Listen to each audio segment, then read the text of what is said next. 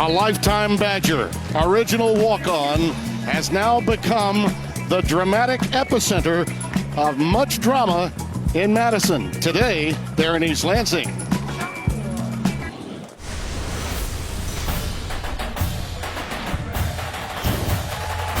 On a day when college football has more top 20 matchups in literally every time zone in the country, it's our game that perhaps spins more yarn of storylines than any other.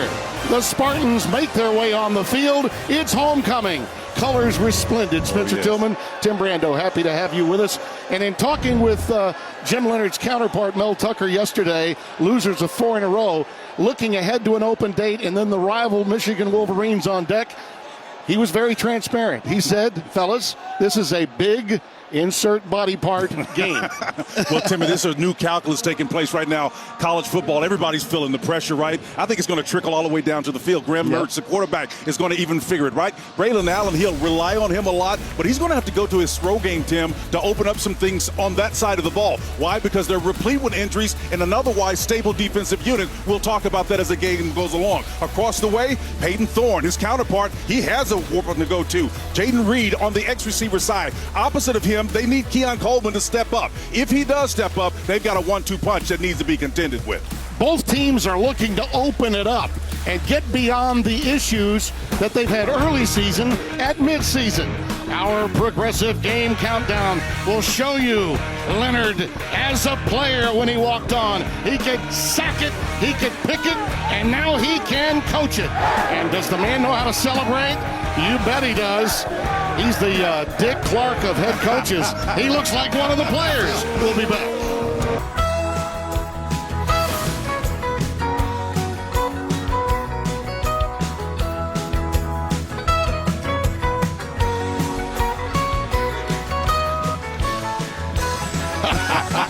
And this guy with the green Solo Cups, I will survive. Spartan Stadium, East Lansing. Perfect fall afternoon, 51 degrees. Humidity under 50%. A nice wind. It could be blustering up to about 20 to 25. You look at the standings in the Big Ten West. One of the reasons Wisconsin did what they did is it's wide open. They could still possibly represent the West in the Big Ten title game if they could run the table. But you know about Illinois and Purdue and what this Wisconsin team can do with Jim Leonhard. Today, they've got to overcome some injuries, as you mentioned, to the defensive side. And for that man, Mel Tucker, to the left, now in his second year, circumstances for him was he got awfully young. He lost a top-round draft pick at running back, and they're seeking some balance in their offense in this afternoon's game. So, Jack Van Dyke will kick it away. Wisconsin won the toss, deferred. Michigan State will receive to open this game on homecoming. Tim, Wisconsin picked to win the West, so a lot of pressure's on them right now. Couldn't be any bigger stakes. And 3-3 on the year, but within the conference, they believe they've still got a shot, and that's why they rolled the dice and let Paul Chryst go as early as they did. Jarek Broussard back deep allows it to go through for the touchback, and they'll open from the 25-yard line. Peyton Thorne, a coach's son, and a young man that told the media last week, hey, I don't believe I've lost 4 times in a row in anything. So he's upset, and he's ready to make do and turn things around today. You see the passing yard story. They've been playing left-handed without a quality run game. They've fallen down in that statistical category, and he's been shouldering a lot of the pressure from this. And what his offensive coach, Jake Johnson, his offensive coordinator and quarterbacks coach, is saying, let the game come to you, and let's hope that the former Wisconsin Badger, Jalen Berger, can help you, and he's going to carry it right here for about a yard, and that's it. Now, we touched on this team and its lack of balance, but up front, they have returned a lot of players. The problem is Jared Horst leads the way along with Samac, the center. They didn't have to open holes that were that large for Kenneth Walker. Now they do, and that's been problematic. 2nd down and 9. Nothing doing again for Berger as they try once again to get something done. Keanu Benton, who was a question mark coming into today's game, is starting at that zero technique, Spencer, and that's a difference maker for them. Yeah, it really is. The zero technique is important. Who's ever over that center has got to control two gaps. If he can be effective, you got a shot at loosening those numbers on the perimeter on their backside. Now you see that backside. Torchio is called upon to start at one safety, Kamoy Latu at the other, and the leader, of course, is John Meta at that linebacking position. 3rd down and 9. Pressure off the edge.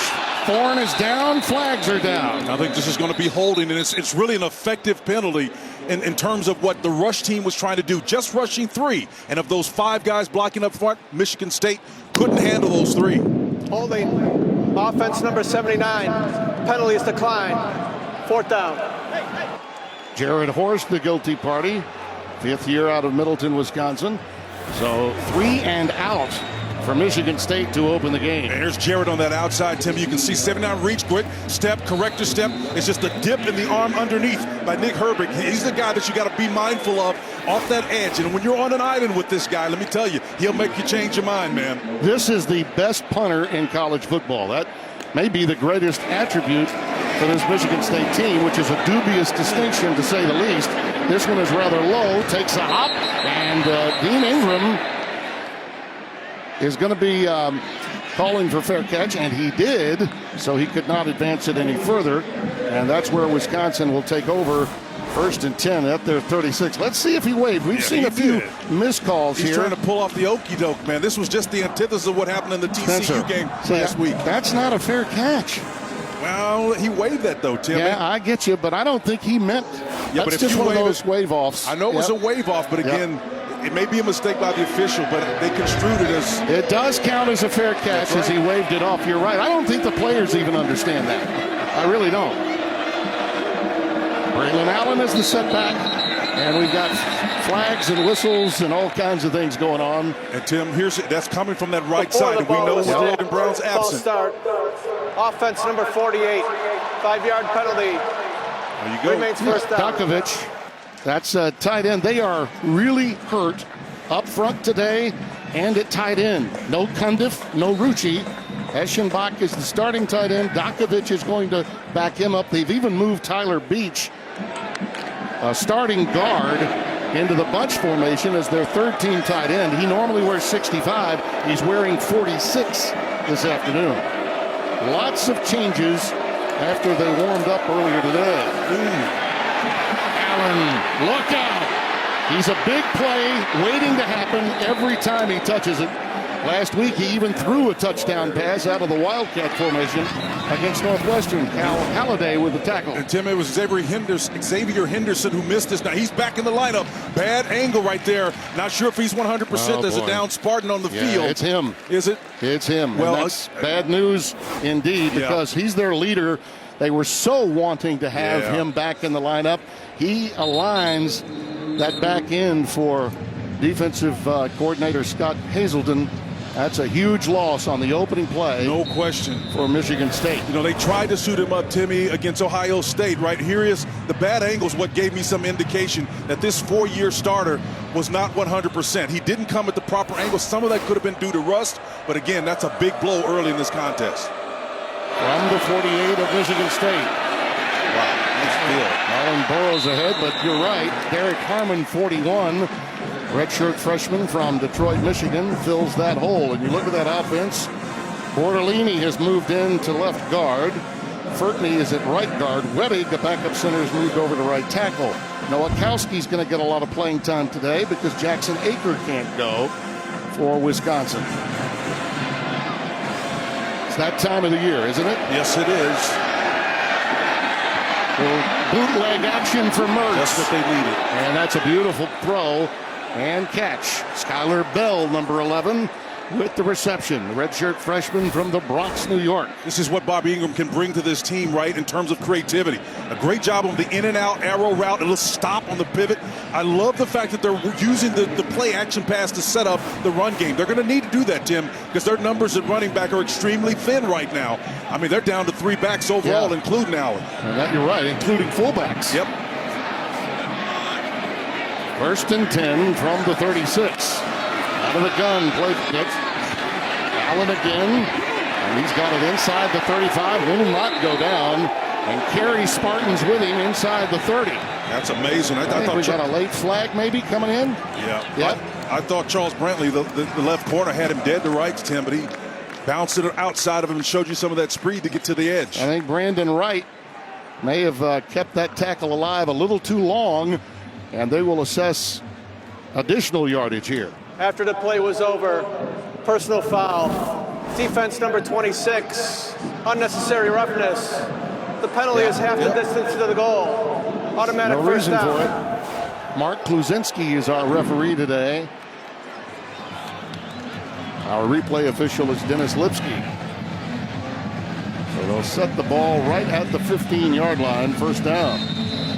Both these teams dealing with young players, inexperienced in some cases on both sides of the ball. Unusual positions for these two teams who have been defined historically by depth, Tim.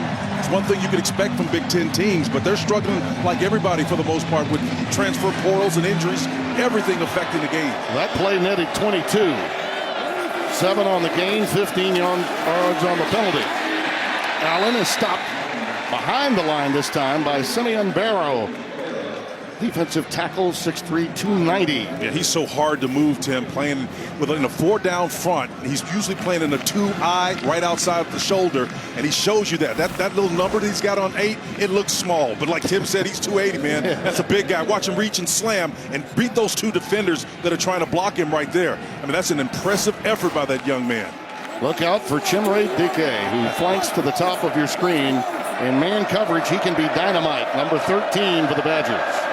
4-man rush. Mertz in some trouble, and down he goes at the 21. Ball came loose late, but I believe the Badgers are on top of it. Brandon Wright came in there with the tremendous pressure off the edge. Number 26 trying to atone for that penalty a moment ago. Yeah, and he had Simeon Barrow Jr., the defensive tackle we just mentioned, in there on the play as well. So again, had to bring that ball down. Did Mertz. The pressure affected him. The ball was out. Yep. It's a good thing it was recovered by Wisconsin. So it's 3rd and 18 after the loss of 7.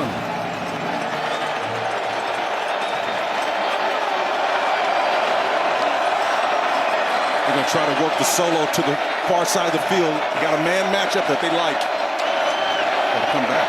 Mertz the other way on the out pattern, and it is caught. And it's Chimere Dike, as we mentioned a moment ago, up at the top, this time at the bottom of your screen. Boy, he burned Coach Fitz's Northwestern Wildcats all day yesterday. That's just enough for the first down. Well, Mertz had his tight end come down, but you can look at the slot guy right here, and he came down to the tight end that gave him another yard or two to work that little corner route. Excellent job, number 1, of Mertz getting this player down so he had a little bit more real estate to navigate. It was pre-snap read on the part of Mertz that brought his tight end down and allowed everybody to squeeze and get a couple of extra yards for that outcut. Well, they needed 18, and they got 18. First and goal from the 4. Nowakowski checks in. Here's Allen on the Wildcat taking the direct snap. And behind Nowakowski, he burrows ahead to the 2. No mystery what these guys are going to do when they get in that green zone. That's in the 5-yard inside. They're going to do a lot of pin and pull, the off guard. Jim Leonard knows it. And believe me, he's involved in what's going on the offensive side of the ball as well. This guy is totally engaged, man. Bobby Ingram has moved from up top in the press box to down on the field as the offensive coordinator and play caller. They're opening things up, but right now they go the traditional eye. Allen dots it. Play fake. Mertz for the corner, and it's incomplete. Intended for Nowakowski, the fullback. A late play developing. That's Angelo Gross, 15. The free safety pressed into a great deal of duty both there and at nickelback. What were the injuries the Spartans have had? Too porous up front. You can look at the back here. There's a couple of guys coming in. You got to get the innermost of those two in order to make that work. Braylon Allen went to the furthermost guy, but the inside guy is the one that got pressure on Mertz. Got to dial it up properly and select the right guy to block. 10th play of the drive. 3rd and goal. Allen reaching but not quite there. Jacoby Windman, number 4, will stop him about a half yard, maybe the length of the football, away from the end zone. And I think this is 4-down territory for Jim Leonard. No question about it. Jim Leonard's going to go for this one. His knee was clearly down, Tim. Almost, yeah, they'll give him the reach, but his knee was down like on the 2-yard line. Badgers only 27% this season on fourth down conversions. Again out of the eye. Allen, Nice. touchdown. Braylon Allen, his 7th of the year. That's old school 12 personnel, man. Right there, power to the left. Give it to Allen.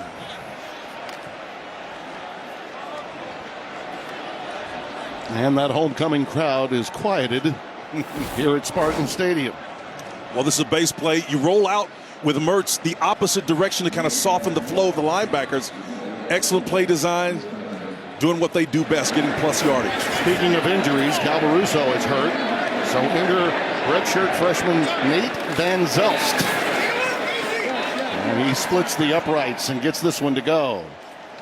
So the Badgers play some power football, but give you the signs of how they're opening it up now. The throw game opening up the run, Tim. No doubt about it. This ain't your Badgers from a few weeks ago, folks. Stay right where you are. Fox College Football is sponsored by Geico. There you see Bobby Ingram, who played at Penn State, now offensive coordinator for Wisconsin, elevated to that position this year. But there's been a change in plans because there's a new sheriff in town as head coach. You see him there talking with Graham Mertz, and he mentioned that moving down really helped, he thought, emotionally with Graham Mertz. Yeah, well, it's one of my keys to the game, and we'll talk about that proximity to the players. It matters. It really does. The times, they are changing, and the season is still young, particularly in the Big Ten. Oh, break out some Steve Miller, my man. Jake Jolivet working overtime. I might have to dance now. I might. Fox College Football is sponsored by AT&T Business. AT&T 5G. Fast, reliable, secure. And by Dr. Pepper, the one fans deserve. As we continue with the proceedings, time now to get our keys to the game presented by Target. What we value most shouldn't cost more. Timmy, these keys to the game are really connected, literally are, to one another. Connectivity versus communication. And basically what that talks about is the proximity, the closeness in times of change or shakeup or trauma, coaching firings, things of that nature. That's why Bobby Ingram's down on the field. You need to be able to touch and feel where your players are so that they don't make mistakes and that the communication lines are clear. Well, I've never seen as broad a smile on Graham Mertz as we did last week on the sidelines at that game in Evanston, Illinois. That's Jalen Berger, the former Badger that transferred to Michigan State, running into his old teammate and a big one, Keanu Benton. And Tim, it goes without saying, a part or a tactic of that strategy is to keep the players close to you. And you see that. Extremely good communication going on by both quarterbacks, taking their times. A rare treat for us for these guys to huddle up where we can actually see what they're doing to diagnose. I get a chance to read these coverages. It's pretty cool. Well, you see Benton coming out of the game now. That's blitz. And underneath is the pass complete. Jaden Reed, the #1 target for Peyton Thorne. That's 14 yards and a first down. Tatum Grass, the inside backer from Holman, Wisconsin, with a stop. Well, you got blitzers coming in from depth right there, Tim, and they had a dead shot at him. And then so you miss that tackle, open field, and you get another opportunity to get a guy, and you can't bring him down. You're seeing some of the depth being tested at what is otherwise a strength, and that's the linebacking core for Whiskey. That was Torchio, the strong safety that could not wrap up. First down, 10 from the 40 for Michigan State. Berger. Well, that's the largest gain from scrimmage for him, out for 5. That's a big one for them to get into a 2nd and 5. Muma, John Meta with the stop. There's room right there, number 55. Watch him slide and react and move over. Tim does a nice job of playing that play with leverage up front and then in the linebacking core, so atoning for the previous play.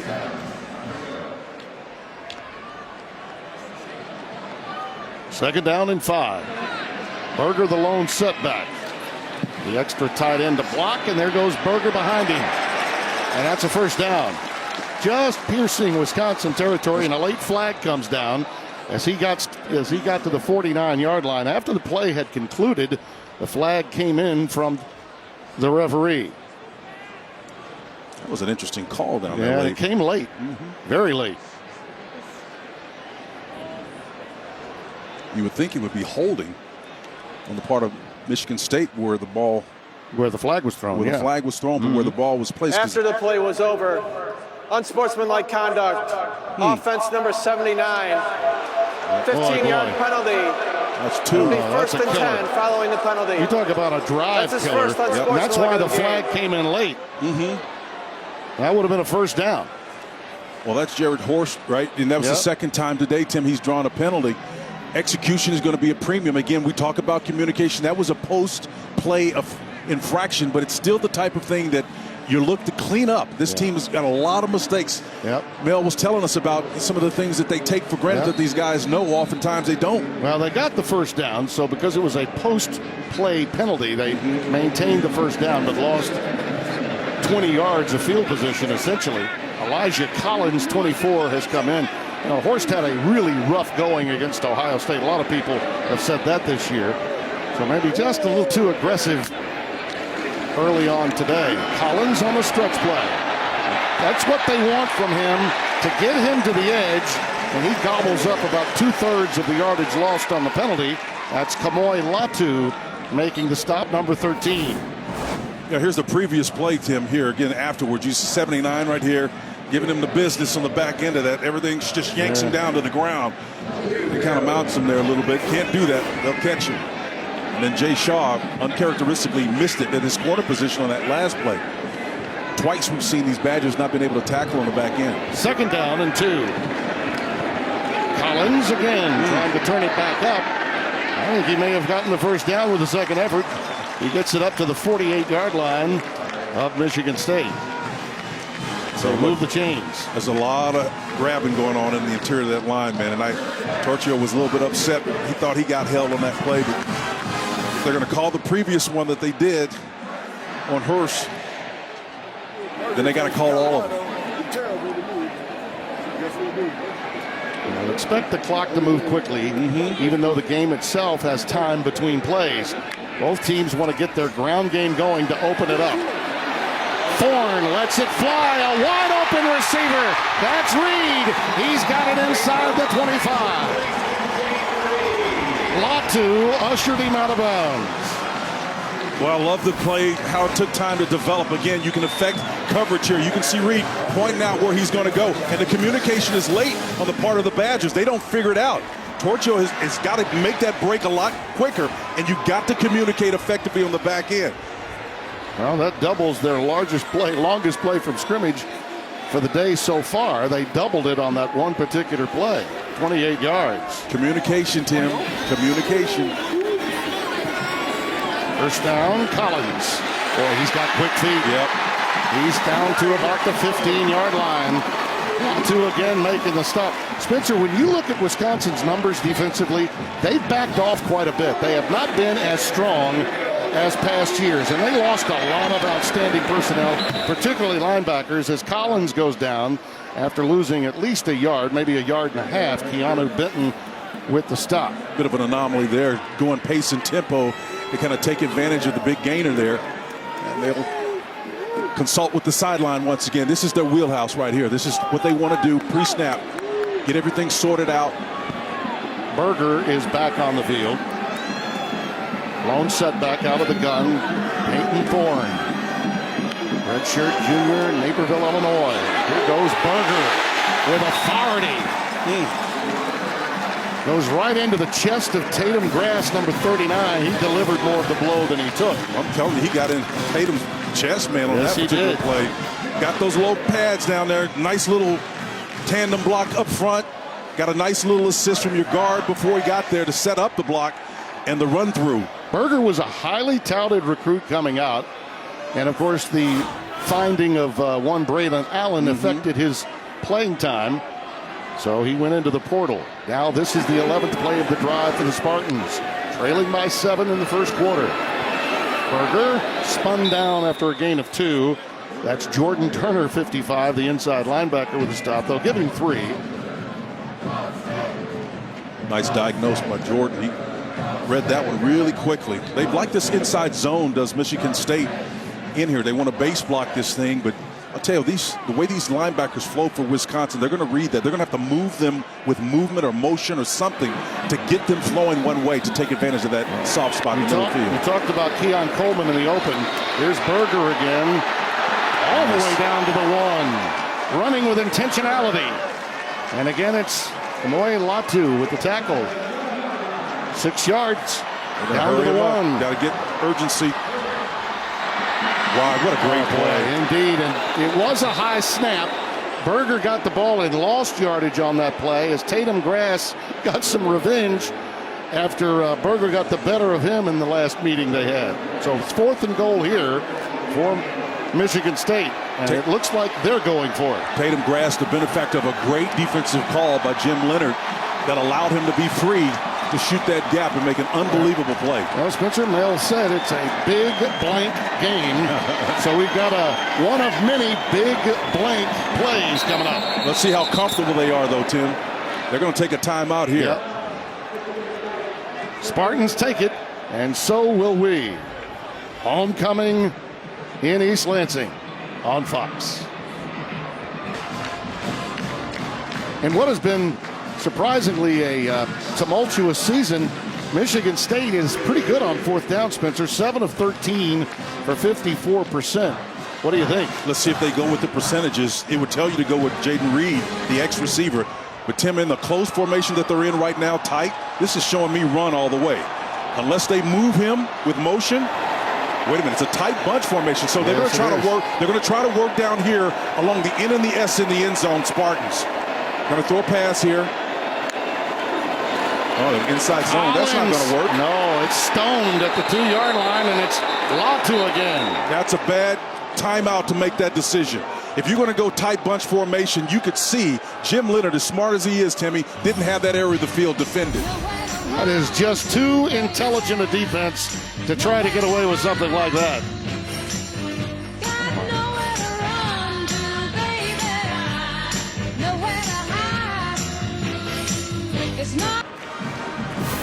Fox College Football is sponsored by Pacific Life, creating financial security for more than 150 years. And by Jersey Mike's Subs. Be a sub above. Let's take a look at that last play, Spence. Tim, if you Jay Johnson, offensive coordinator, you want to take a look at what you got here. Keon Coleman and then Trey Mosley. You got a chance for the outcut or underneath. That's a linebacker underneath there and a corner. You didn't exploit that. You call a timeout to run the ball into the teeth of the front. And Braylon Allen gets very little, if anything. No gain. They wasted their, Spencer, a 14-play drive, held the ball for 6 minutes. They amassed 88 yards with the help of a penalty, and they got nothing out of it. But the good news for Michigan State is they've got Wisconsin backed up and now can perhaps play for field position and get another crack. Yeah, I just think it kind of takes the life out of you, Tim, when you navigate so far down the field. And Jay Johnson's a sharp guy, right? But if you take the timeout so that you can get a snapshot of the look, you've got the matchup there. Pull the trigger on it. Make the play. 2nd and 10. Mertz looking to get out of there. Oh, he got a pick. This is intercepted. It's Winman. Jacoby Winman.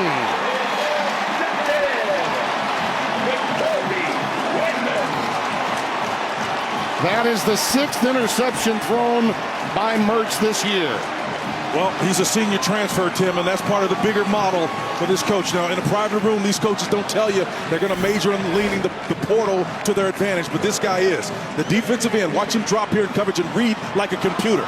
He's trailing, but he gets his head around like a quarterback. I'm telling you, that's pretty darn good coverage right there by a big guy who's mindful of where the threats are coming underneath the shallow crossing routes. Those are instincts that you typically see in a smaller, more nimble player, Tim. That's elite play right there. Well, you saw the pressure coming from Maverick Hansen, 97, the defensive tackle, into the face of Mertz. It was Winman, by the way, who held the private meeting with players earlier this week. Young man out of New Orleans, Louisiana, transferred from UNLV. He played that like Mel Tucker used to play that big safety position. Yes, one of those did. big safeties. When he was a Badger. Thorne in some trouble. Needs to unleash and does. Incomplete. Thrown for Tyler Hunt, 97. One of the 3 tight ends that we'll see. Rodas Johnson, 56, in hot pursuit. Well, if that ball came hot or not, but your tight end is out there. He looked like he didn't see it. It just climbed on him really quickly. The sun's out over there, so we'll see if that makes a difference.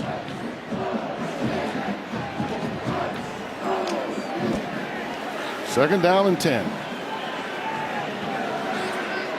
Berger is the lone setback. That's Reed in motion. Come back the other way. It breaks free for Berger. It's a touchdown.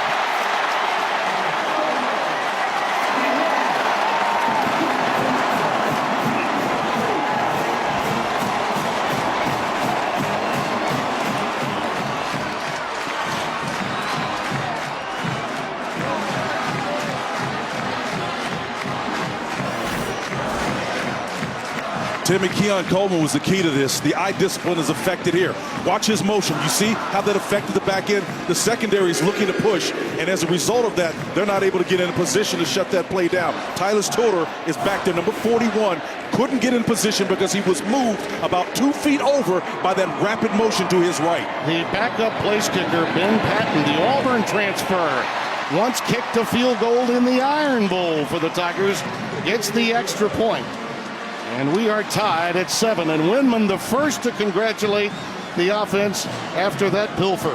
What a big play by the defense. And now you know why they went for it on 4th down. That beautiful read by Windman, you touched on, Spencer, and they converted with a wonderful play call right there. Absolute execution, aided and abetted with Berger taking a bite out of this Badger defense, man, on the back end. Boy, lettuce, bacon, tomato, and sesame seed bun. Woo! Mel Tucker loves it, too. Yes, he does. His dad, Mel Tucker Sr., I'm sure, is smiling, watching his son and understanding what a job he's done. The former outstanding Hall of Famer from Toledo, who was a fixture in his life. And you see the last couple of games for Michigan State against Wisconsin in the first quarter today, they've eclipsed that number. And we're tied at 7. And you get an idea of what kind of game we've generally had when these two played, but sort of in a phone booth today. They're going to meander outside that phone booth and play in a cul-de-sac at the very least, right? I like it, Tim. Dorindo is back deep, awaiting the kick. Fair catch is called. And we'll see what the Badgers can do now in their first series since the turnover.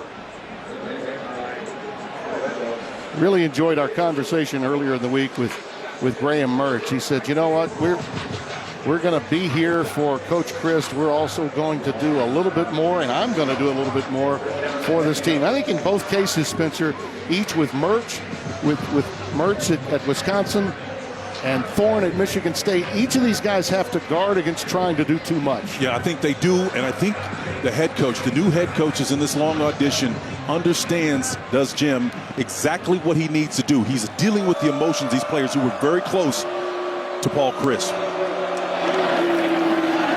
Allen bounces outside. Wow. That's something you can't teach, folks. He is a freak. Size and strength and speed. Xavier Henderson, we're happy to say, is back in the game, and he helped take him out of bounds after a huge 34-yard jaunt. And the cool thing about it, if you're a Badger fan, is you respond in a way that's consistent with who you historically have been. And again, that doesn't mean this is not going to happen through the throw game. They've already shown us that they're willing to go up top to set up that run.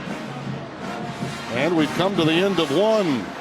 Back and forth we go on homecoming in East Lansing. It's the second of 3 today on Fox. Allen had a 96-yard run in our opening game, you might recall, on Fox this season. Will he have another today?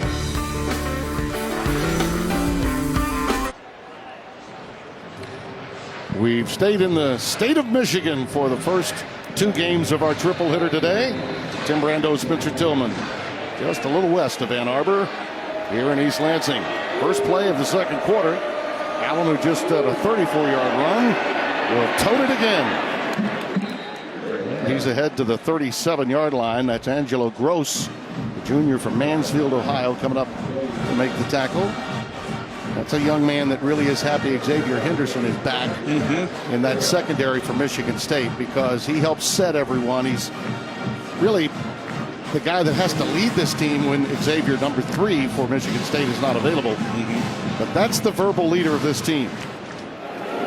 He helps get everyone in place. 2nd and 6. We got bad communication on the back end, Tim. Mertz on the quick out, and it's complete. It's out to Skylar Bell, his 2nd target of the afternoon. Move the chains, a 1st down, a gain of 7. The communication in the back end, Tim, they're trying to communicate, but here you see it. You've got to be able to know where you're going pre-snap and understand there was no safety back in the middle of the field. Yeah. They were trying to roll to a single high look. I guarantee you, if Mertz is in a more mindful place or if the offense is more developed, he exploits that in the middle of the field. From the 30, 1st down.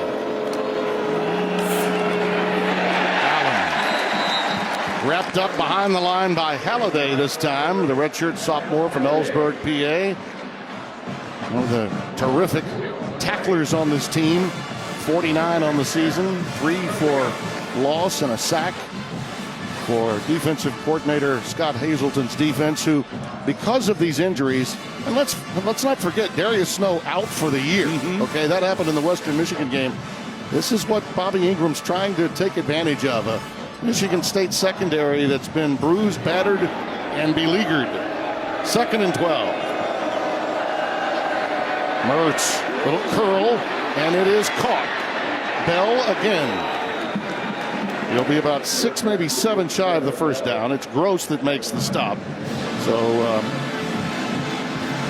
Tim, I understand what Bobby Ingram's offensive coordinator's objective is, but until he can pull this team that, although they may be struggling in the back end, they're still able to stay in a cover 2 shell. That's 2 deep safeties back. And all that means, if you're sitting at home, that means that Michigan State doesn't believe it has to deploy that many numbers around the line of scrimmage, even though they've been gashed a couple of times by Allen. Until you can do that, those hold shots won't be there. Ches Malusi is also out. He's an outstanding scat back. Got hurt last week. Isaac Garindo is the setback now. He'll stay in for protection. Nice. That pass is caught. It's at the 16-yard line, 1st down. And Keontez Lewis, the UCLA transfer, picks up 11. Just great communication by Lewis, man. Watch the inside receiver here, Tim. He cuts down his split for a reason. He moved outside so that he would have that extra yard to turn in and get his shoulder upfield. It didn't matter if he was being banjo covered on the inside. That means where you got the defender on your left or defender on your right and they're playing you like a banjo. He knew the coverage was there, so he gave himself a little bit more space pre-snap. Excellent read and diagnosis. Dylan Tillman was all over him. Mertz steps up, tucks it, and sets sail. He is in there. Boy, he looks awfully close. Are they going to give it to him? I think they're going to call him down at like the half-yard line. Well, he gave it his all. He stretched to get beyond the line, but his knee was down just shy of the end zone. Yeah, but 14 yards. I think the big story here is what Leonard's looking at. His offense, Mertz is paying this thing off. But Bobby Ingram's spitting bars right now, man. He's putting plays together in a way that has a rhythm to him. I don't know, Spencer. That looks good enough to me. I don't think his knee was down. Well, they'll overturn it if it's not. They're not going to take a look at it, apparently. I think his knee was down. Okay, from that angle, you're right. I think his left knee was down. Yep. Allen. And I don't think he made that. Nope. Stoned at the line of scrimmage. Michigan State selling out. Those safeties coming up to help, along with the guys in that interior alignment. Derek Harmon, 41, the linebacker just came up in a hurry to meet him at the point of attack. But again, I'm talking the nose of the football is all that separates Wisconsin from a 6-point lead. Well, the way I see these situations is 2nd down, Tim, you've got to play to burn. Let's see if Bobby stays what it historically has been Wisconsin's way, or if he plays something play action. Give it to that guy. Give it to him. And we've got a marker. Could it be? Before the ball was snapped, replay initiated a review of the previous play. Yeah. The previous play is under further review. I thought they should have done it with the previous play. But that's just me.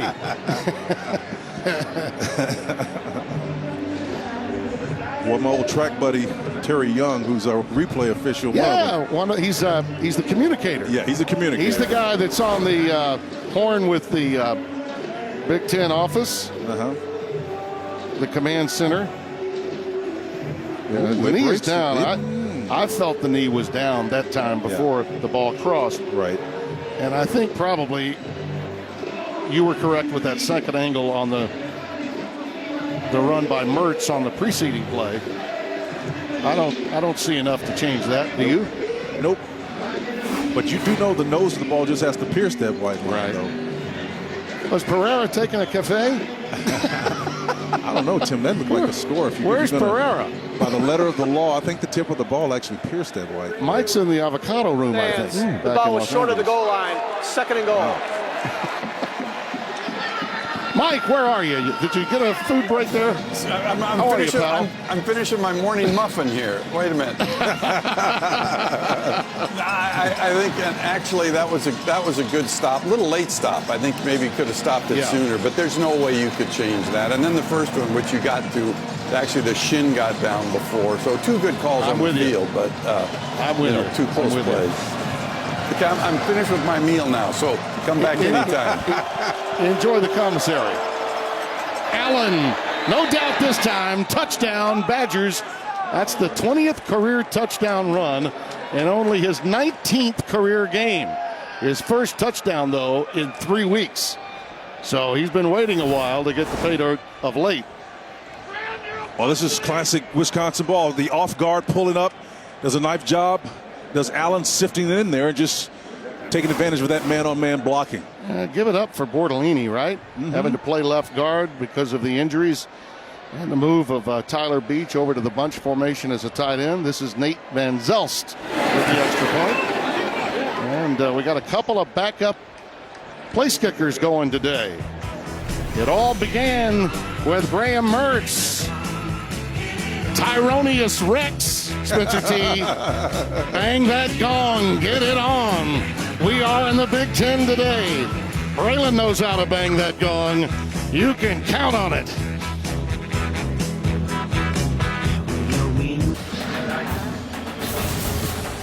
Fox College Football is sponsored by Hampton by Hilton. Hilton for the stay. And by Taco Bell's Breakfast. So the Badgers get in there. Allen had a couple of touchdowns in that Ohio State game back on September 24th that had been held since. He culminates that 75-yard drive with the touchdown. Jarek Broussard will be in twin safety there for the Spartans, awaiting the kick. Well, they got some surprises in college football today, Spencer. Down south? Mike Hill and Chris Peterson and Emmanuel Acho will no doubt be talking about it as you see Bernard. That's Jeremy Bernard taking a nice opportunity to get more yards, running to the wide side of the field. A late flag comes down, so hold everything. That's a 20-yard net return as Jeremy Bernard got loose. It's either personal foul or face mask or the other way. Grabbed around the collar. Right. One of the two. Three. Speaking of three, they're all talking. And they just added a fourth. Yes. That's Amanda Sauer, by the way, the center judge. One of the females that happily is a part of the college game today is one of our officials. Mark Kluzinski is our referee. During the return, personal foul, hands to the face. Return team, number 21. The penalty is half the distance to the goal. First down. So that goes. We have dueling numbers there, so I'm not going to light up either one, okay? It's a special teamer. So you got a running back and a defensive back, and I'm not going to go there. And I'm told by our producer, Jake Jolivet, we can't find it anyway. So it's a penalty. It goes the other way. Backs up Michigan State. After that 20-yard return, they'll be back at the 12-yard line. This is your nothing if not candid play-by-play man. Elijah Collins is the setback. It looks like we got a false start already. False start. Offense number 50. 5-yard penalty. Remains first down.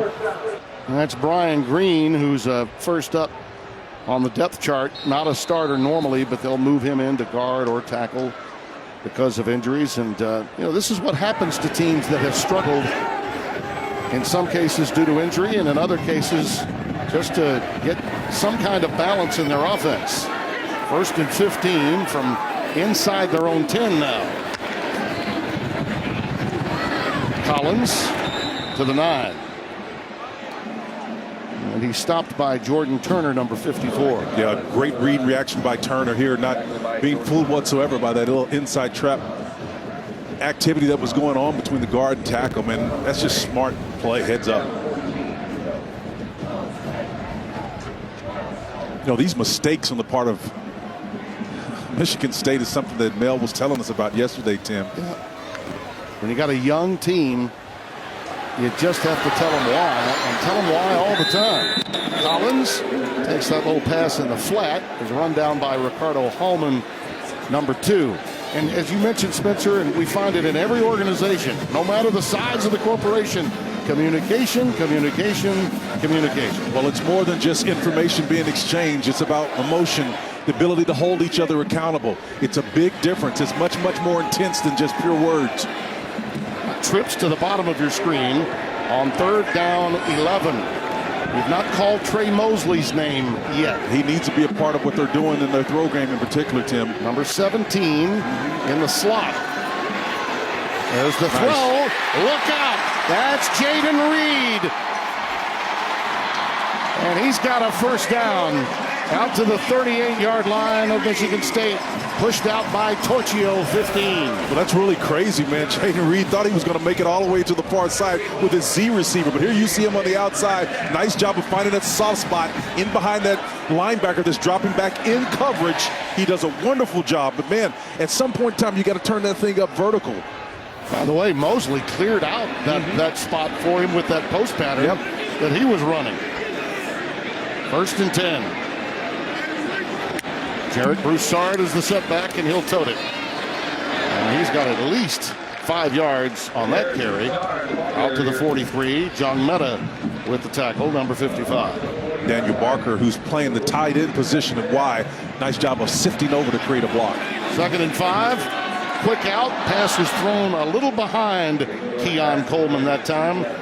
As you mentioned, that's the 3rd wheel. They really need to get rolling. Hallman was in coverage for Wisconsin. Yeah, that's on Peyton Thorne, the quarterback. He throws that inside, and again, if you're trying to break outside to catch a ball that's going to your inside, it's like going one way, and the momentum wanting you to go the opposite direction. That physics don't work that way.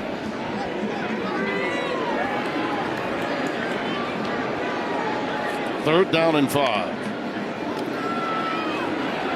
Uh-oh. On the check down. Wow, that's what a move. Broussard. He did all of that on his own to get to within 2 yards of the sticks. But it will be 4th down. Yeah, I thought Ricardo Hallman had him dead to rights, man. He could have nailed him, Tim. But that nice little subtle, just slide that ball. I tell you, Chardonnay does a wonderful job at UCLA. That same thing, he never gives you 100% of his body, man. There's a handful of athletes that can make that move like that. Look at this, Spencer. They're going for it on 4th and 2 on their side of the field. Oh, my gosh. This is a 2. This is at least 2.5. And markers down. I think we may have had premature movement again. False start. Before the ball was snapped. False start. Wow. Offense number 50. 5-yard penalty. Remains 4th down. It's the 2nd time it's happened to Brian, and as we mentioned, when you're moving that offensive front around, that'll get you into a punt formation quickly after thinking about going on 4th down. So enter Bryce Baringer. You got a weapon there with an outstanding punter. They're going to use him. You see a little quiver right there, Tim? Yep. No need to do it, man.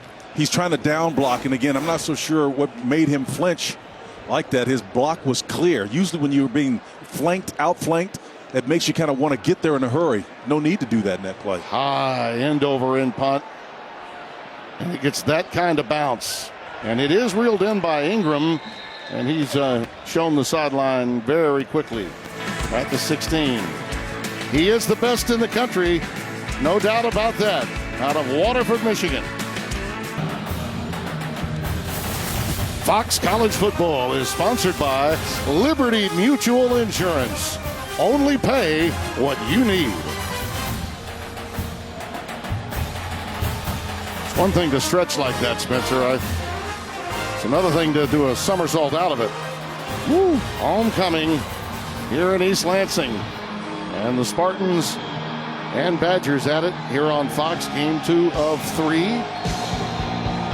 First real hint of fall in the air for us. We've been spending a lot of time on the West Coast and in the Big 12 Conference where it's been really, really warm.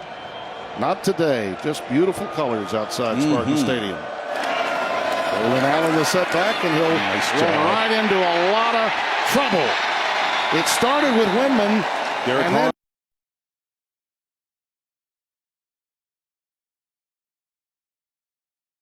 Tim, between Derek Harmon, Simeon Barrow Jr., the defensive After tackles. the play was over, personal foul, unnecessary roughness, defense number 5, 15-yard penalty, That's, automatic first that down. really hurts you. that's their 6th penalty, Tim. Yeah.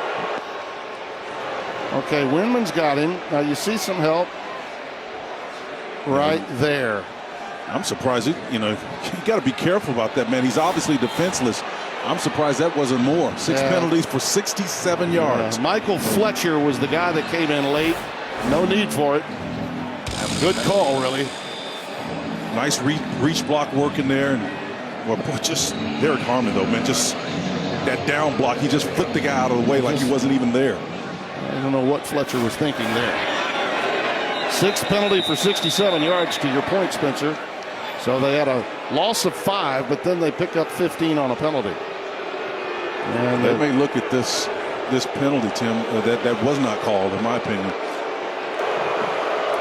The previous play is under review for potential targeting. That's what okay, I'm saying. targeting. Okay, yeah. You didn't hear me say that, did you? No, I did. Okay. I did.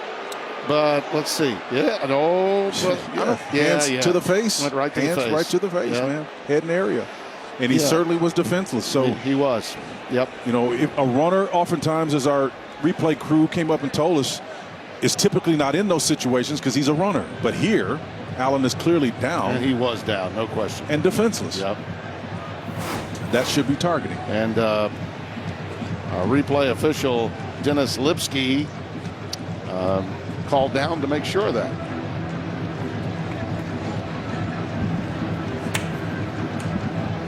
Here's Mike Pereira. I'm here. I'm not eating. And I think Dennis Lipsky was right in stopping this play. And you, Timmy, you described it perfectly, both of you. He is defenseless. So what does that mean? So he gets protection to the head or neck area with shoulder, helmet, forearm, wrist.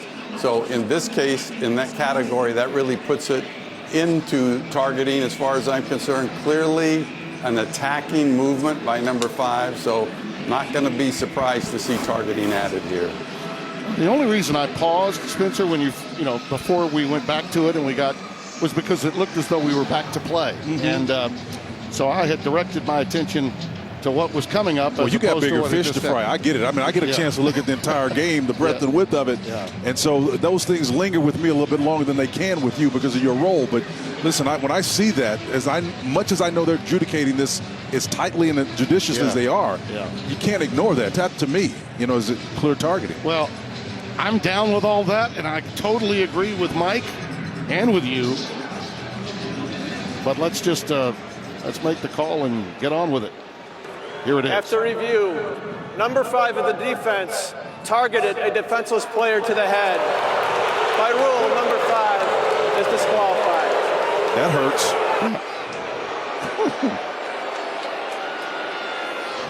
Well, Wrangler. And what that means, obviously, is a team that's already banged up defensively just lost another guy to their defensive front. Well, Scott Hazelton has got to do a better job now of dealing with Wyndham. Jacoby's obviously been highly engaged. Brandon Wright, number 26, plays that position as well. But the numbers are getting thin back there.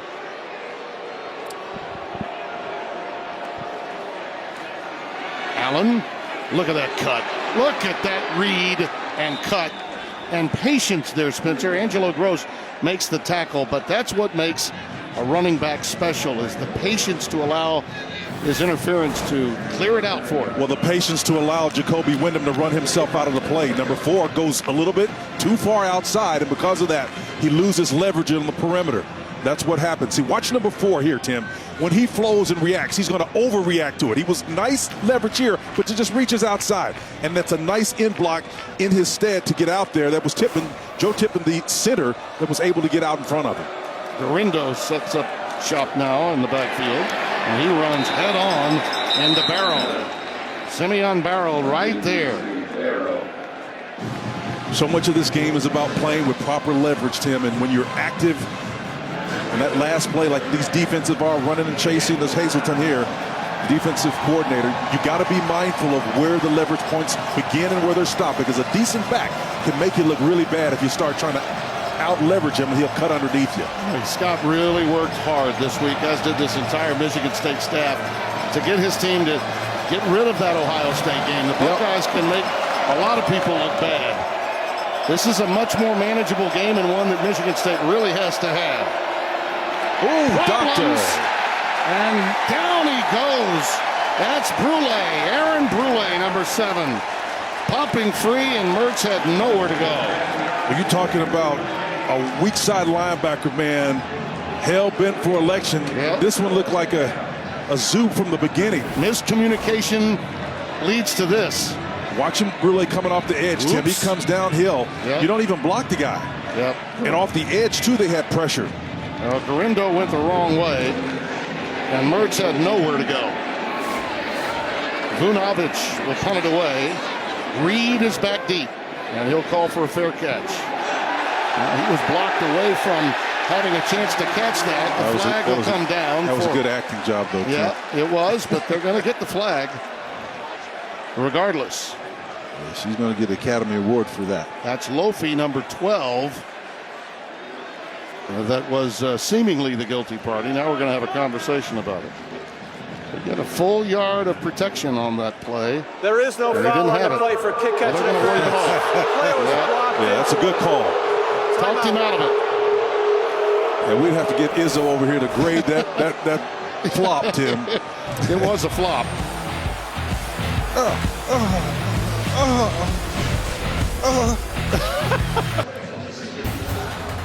Pacific Life game summary, sponsored by Pacific Life, creating financial security for more than 150 years. There you see the story. Penalties have been a problem. A key turnover for Wisconsin helped lead to Michigan State's touchdown. Braylon Allen having a fine performance today. This pass is caught on the cross. That's Reed, and he's out to the 37-yard line. Thorne took a little shot there, but delivered the ball. Now they're going to try to pace and tempo this thing. See if they can catch Whiskey in a single coverage. Nice. Receiver screen to Coleman. Keon Coleman bouncing off Badgers and out for a first down. That's Latu again. Kamoe Latu with the tackle. You know, Michigan State has stopped themselves with penalties, false starts, and the like. 5 penalties, 52 yards total. That, along with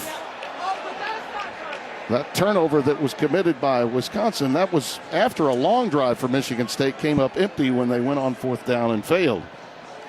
They're up to 6 penalties for 67 now, and Jalen Berger is stopped in his tracks. May have lost a yard. Yeah, it was a little uncertain and unsecure hand exchange there with the ball. It didn't look like it got to the back as cleanly as it could have. And I think it really impeded Jay Johnson, the offensive coordinator's ability to start painting the field, because I can see what he's doing with his play selection now. But in order to do that, you have to have clean exchanges, and you have to use with pace and tempo, Tim. He's gone from the left to the middle to the right of the field, and that's what you're looking for. Stress the entire breadth and width of the field to get rhythm. 4 wides and Berger in the backfield. I love what he's doing. And a little lateral out there to him, and he is stopped behind the line again. And it's James Thompson Jr., number 90, that spun him down. You know, a lot of times when you're doing these swing passes and you're thinking, well, you're not moving the ball upfield. Well, that's not what the intent is. The intent is to create a wave or momentum of defensive players running laterally so that you can affect space. And then it may be that third play of the series that pops them wide open. But, man, you got to get them moving sideways. Spencer, they've got a reserve tight end as you look at Jay Johnson, the offensive coordinator. Number 6, Malik Carr, former basketball player, originally with Purdue. They're running him down on a seam route. Great pressure, and they and missed him. now they're Wow. looking for him. Thorne lets it sail. It's for Mosley. Incomplete. Boy, I thought he had in his mind Malik Carr, the tight end, but then the pressure came, and he had to look elsewhere. It falls incomplete. Well, Jim Leonard had dialed up pressure. He had an inside game working, and that game cut through. And so that pressure and the quarterback moving opposite direction, the ball was not able to be thrown on the point with a solid platform behind it. Therefore, it's incomplete, overthrown. Unfortunate because he had an opportunity. Wide open receiver. Behringer will punt it away. Dean Ingram back deep, awaiting at his 15-yard line in single safety. Waves everyone off. That punt was not one of his better efforts. At the 30-yard line.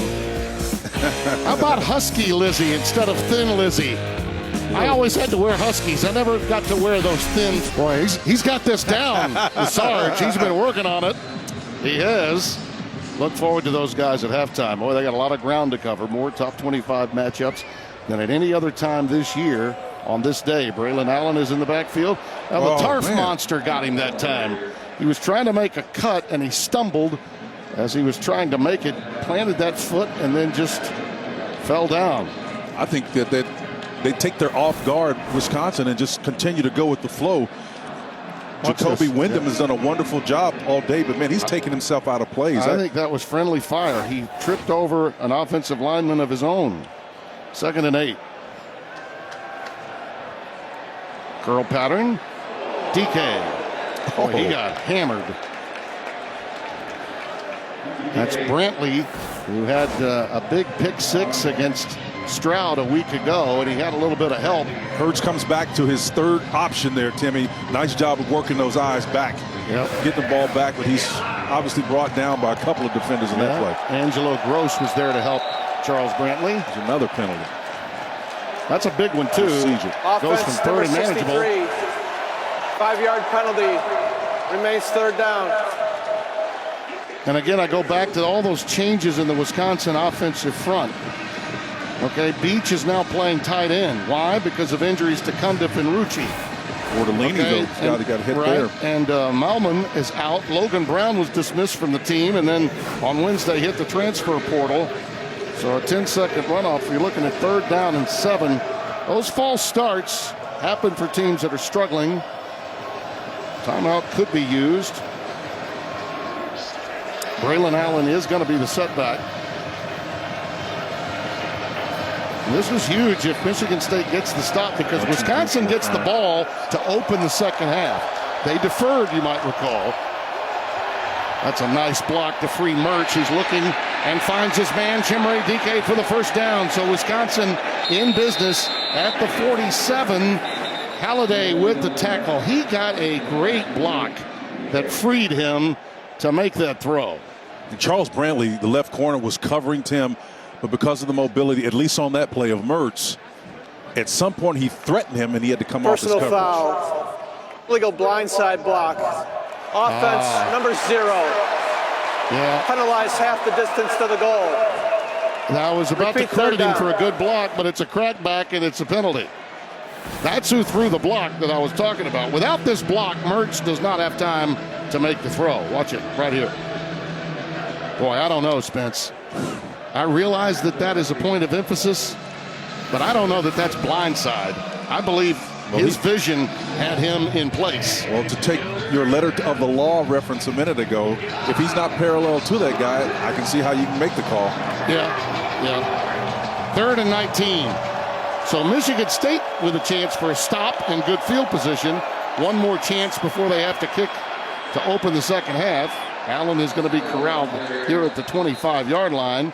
Stopped by Brantley. 32 ticks left. Still a couple of timeouts for Michigan State. And it looks like they're going to take one right now. Well, speaking of big games, big noon on Saturday comes your way next weekend. Heisman frontrunner C.J. Stroud leads number 2 Ohio State's offensive assault against those Hawkeyes of Iowa.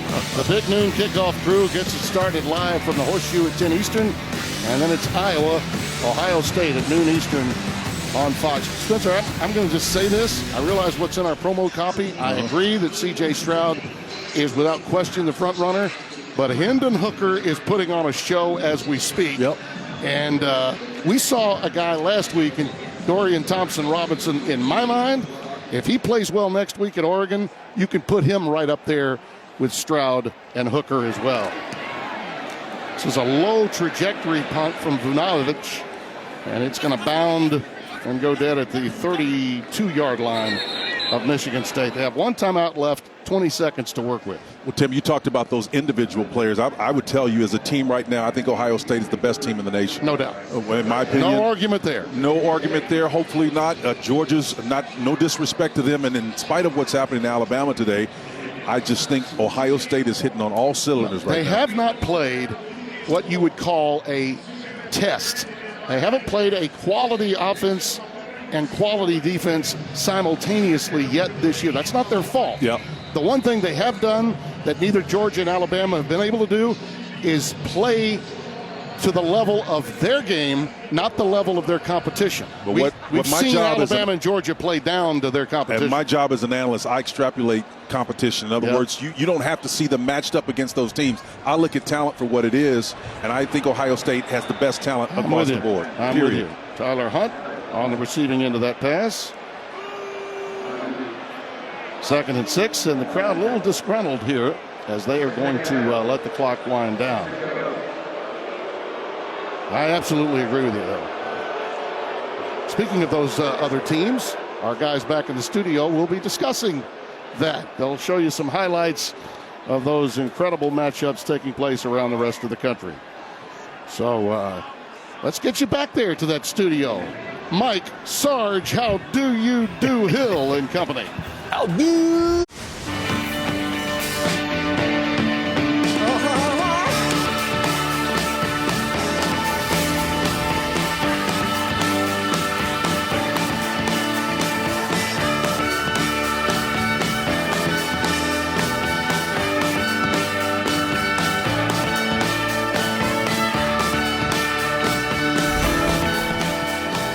Get that air guitar going, big fella. The Fender. 14-7 our score as we open the third quarter of play. Tim Brando along with Spencer Tillman, and as we take a look at the first half stats, you're going to see basically a game that's been relatively even. Our Geico first half stats are going to show you that eventually, but let's look at your snapshots first. Well, it's a snapshot of what we said at the top of the show. Graham Mertz is going to have to go to the air game, and that's exactly what he did to set up the pass. Chimere Dike did a wonderful job on this 18-yarder here that set up a score. And then, of course, Sparty stays in this thing with an interception. You talk about heads up. Jacoby Wyndham was money on the spot on this one. They converted that with Berger's touchdown. But you know what? It's Braylon Allen doing what Braylon Allen always does, right? He keeps them steady on the ground. His 83 yards today has put Whiskey in a position where they're in control of this thing, but a virtual deadlock in terms of overall yardage, time of possession, and all those key stats, Tim. We're in for a nice second half here. That was Garindo with the return of the second half kick. Here are those first half numbers that we promised you. Brought to you by Geico. How even they are. Were it not for that turnover, it would be a little different. But the penalty yardage has been problematic, particularly for Michigan State. They got to solve that. They've had some unsportsmanlikes that have hurt them, and many a false start with some of the changes that were forced on them by injury. Yeah, those 6 penalties for 67 yards, I think, Tim, was really, to me, the big difference. They don't score in that long drive that they have. Otherwise, this game is knotted up at 14 apiece. Play fake with Mertz. Look at the blitz from the field. Big time. That's a coverage sack, but Charles Brantley with a big-time corner cat blitz, a delayed blitz, too, because Mertz was surveying and going through his checkdowns and did not feel it coming. Well, he didn't feel it coming because you didn't anticipate it. It's coming from the field. That's the long side of the field, right? Does a wonderful job of getting complimented with blitz and pressure. Deshaun Mallory up front. Those 4 guys have been really impressive, along with Derek Harmon, Simeon Barrow Jr. All of those guys have provided constant pressure on Mertz tonight. Second down and 18 after the loss of 8. Skylar Bell in motion. Nice black box. Allen in some trouble. Wrestled to the turf by a host of Spartans. And that could have been a lot uglier, Tim, but for the guard's play on that, the back block that allowed Braylon Allen to salvage what he could on that particular play. Again, this defensive front of Michigan State playing at a high level right now for Scotty Hazelton. I think they're feeling the love from Xavier Henderson being back out there as one of their real leaders. They feel whole again by having him there. Brandon Wright has come up with a couple of key sacks. Well, he tried real hard and actually came and dressed out in front of Ohio State, Tim. Yes, but like that one was not able to stay on the field. 3rd and 18. A 4-man rush here. Plenty of protection. Goes underneath to Allen. And they keyed on him beautifully. Halliday, 27, along with Amir Speed, the corner. Now in his 6th season, the Georgia transfer, collaborating on the tackle, and a punt formation coming for Wisconsin. So nothing doing on their opening series. Yeah, and Michigan State's going to get decent field position, I think, here, saving some unforeseen eventuality. I think they're going to be at probably around the 50-yard line, close to it, Tim. Reed is in single safety. Bunovich will punt it away. That's a beauty. Beautiful punt. Got him on his heels to his 20-yard line, but room to run. Nice job. He did a wonderful job of setting that up. Flag down. This one could come back. Well, that's beautiful, Tim, and it's a shame that it's coming back. I saw this one, the old special team, saw it from a mile away, Tim. Unfortunate. 81 yards the return. After a 64-yard boot, he literally out-punted his coverage, but they're going to have that little yellow hanky that could likely bring it back. It's resting at the 32-yard line. And Mel's beside himself. Who was it? Those 3 words, you can have to be a lip sync artist to figure that one out. During the return, personal foul, illegal blindside block, return team number 5, 15-yard penalty from the spot of the foul, 1st down, timeout. So, I think it was Michael Fletcher, Tim, on that play, number 5 on the block back. Yep. We'll take a look at it when we come back. Fox College Football is sponsored by Progressive. One thing no one would ever challenge, protecting your home and car with Progressive. And by T-Mobile, more 5G bars in more places. Timmy, here's that look again. Jeremy Bernard here, number 5, is coming back. He doesn't get his head up in front of the would-be tackler, and that's the reason why the official called this play. Now, again, I think the bigger coaching point right here, no, he wasn't parallel. Your head was behind him. Mel wants to know who did it so he can coach it up, and hopefully we get a chance to unpack that narrative he gave us pre the game. The ball was tipped. It was tipped at the line of scrimmage. Ball's incomplete. And, you know, Bernard trying to explain himself gives me some sense that he doesn't really understand why that was an infraction. And Mel talked about how many times he's had to stop and re-engage his kids to help them understand the rudimentary aspects of what plays are, what's illegal, what's not.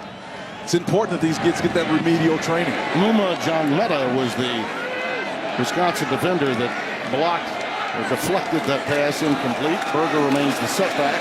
Here he comes on the counter. Well, that's a great run for a 1st down. Out to the 32. Torchio with the stop.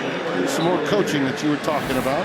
Just keep on coaching him up. Just got to keep on coaching up. He says, look, if his hands are up in there, just leave him alone. Don't even try to engage the guy. So the little encouragement on the back end of that, just to affirm him, because you don't want to break these guys down. I mean, they project confidence, but a lot of times, man, these kids are soft. But this guy right here, I'm telling you, he's wired for success because he's both lion and lamb, Tim, all at once. In that interview, I've never been in a session with a coach that took me from not really having a great sense of who he was to a profound sense of his conviction for his players and his mission. The special teams coach, Ross Ells, was doing that coaching on the sideline. Nice. That pass is tipped. And Coleman, who could not reel it in, almost lost that one to a pick on the back end. Seemed to be thrown to the back shoulder. Well, Coleman's got off coverage right here, and he turns and bails, and the double move doesn't work. Why? Because there's separation between the corner that's set on him. Ricardo Hallman did a wonderful job of playing off of that. Again, if you're going to sell somebody with the double move, they have to be in your face, right? Otherwise, they're not going to bite on that. But a tremendous job of getting in position and going to a guy that I think really is the key to their success. That was Kamoe Latu that had the near interception off the tip drill. Berger, good cutback capability in this former Wisconsin Badger and 4-star recruit. He's ahead for 3. Tatum Brass with the stop. It'll be 3rd and 7. Ricardo Hallman in there as well. Again, number 2, who got on that last play, didn't bite on the double move. Solid play on the back half. The secondary. Michigan State is 2 out of 6 on 3rd down conversions today. But you can play safe here, Tim, and they are. 2 deep safeties here. Why? Because at least 6 yards. You figured Jaden Reed might have some room to find a spot. Yep, a little zone. He's got it. Incomplete. And he actually wound up throwing into double coverage on Torrey Foster Jr., the intended receiver. John Meta knocked it away. I thought Reed would have been the better would-be receiver that time, Spence. I think there was Lee Carr may have been coming underneath that, or one of the other receivers this morning, number 6. He had a shallow crossing route. He did. Under that was open. Had a couple of options. 4th down and 7. State will punt it away. You notice that State script on the side of the helmet. They've donned those a time or two in the last few years. Actually, a look from the old jersey that Magic Johnson wore in the 1979 Final Four. Emblematic of Tom Izzo's basketball program. As Ingram stopped shortly after he gathered it in at the 15-yard line. Mel is fired up. He's channeling his inner Mel Sr., his dad who went to Cleveland, John Adams, out of Cleveland Heights.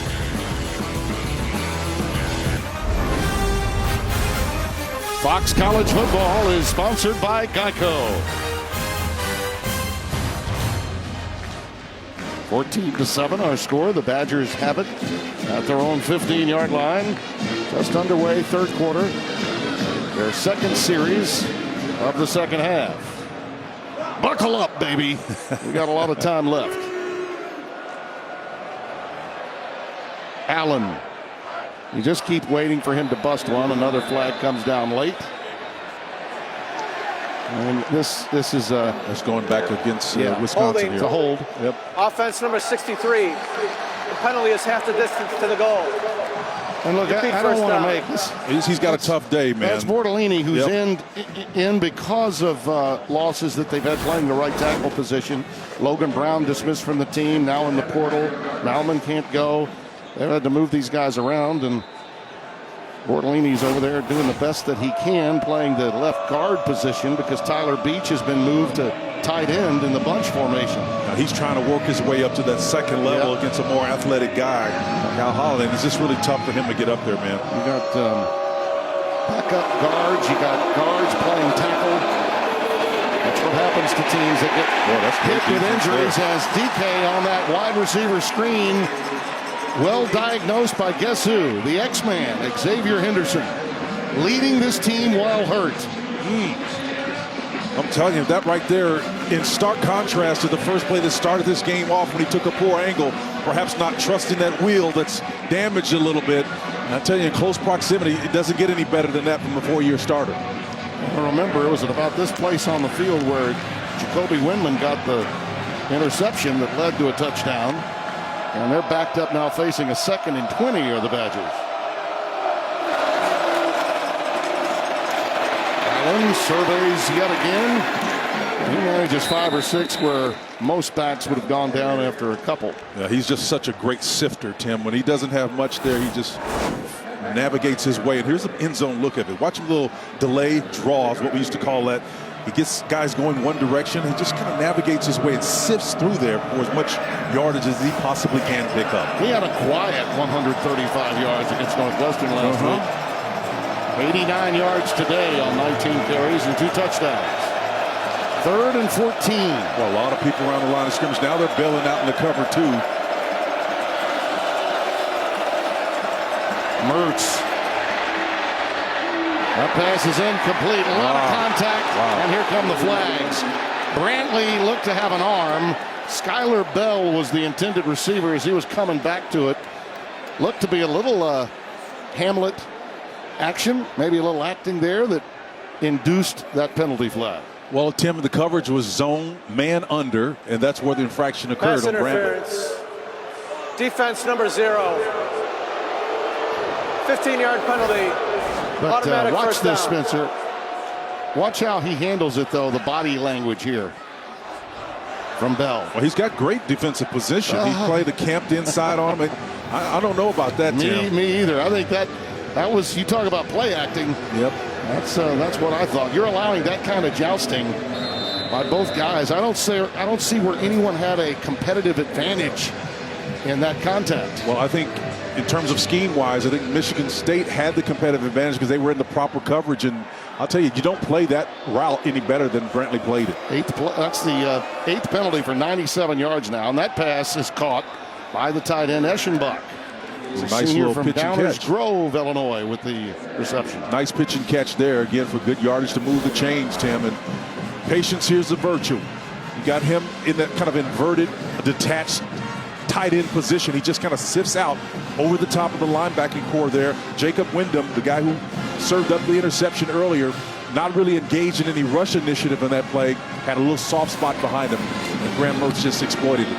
What do you think of Wisconsin and tight ends? No Ferguson this year. They've always had good ones. Now they're using backups today, including a converted guard as Allen carries into the arms of Cal Galladay. Keep using that word sift because that's exactly what Allen is doing right now. So many bodies in that line of scrimmage. You're not going to have those gaping holes there because it's really hard to displace these down four. Derek Harmon, Chris Bogles, Simeon Barrow Jr. First time I heard you say that word, I thought I was having an after-dinner drink. Was that displace? Yeah, just a sift. Okay, there you go. 2nd and 4. Play fake to Allen. Mertz with time. All kinds of time. But not many receivers, so he's going to tuck it and run.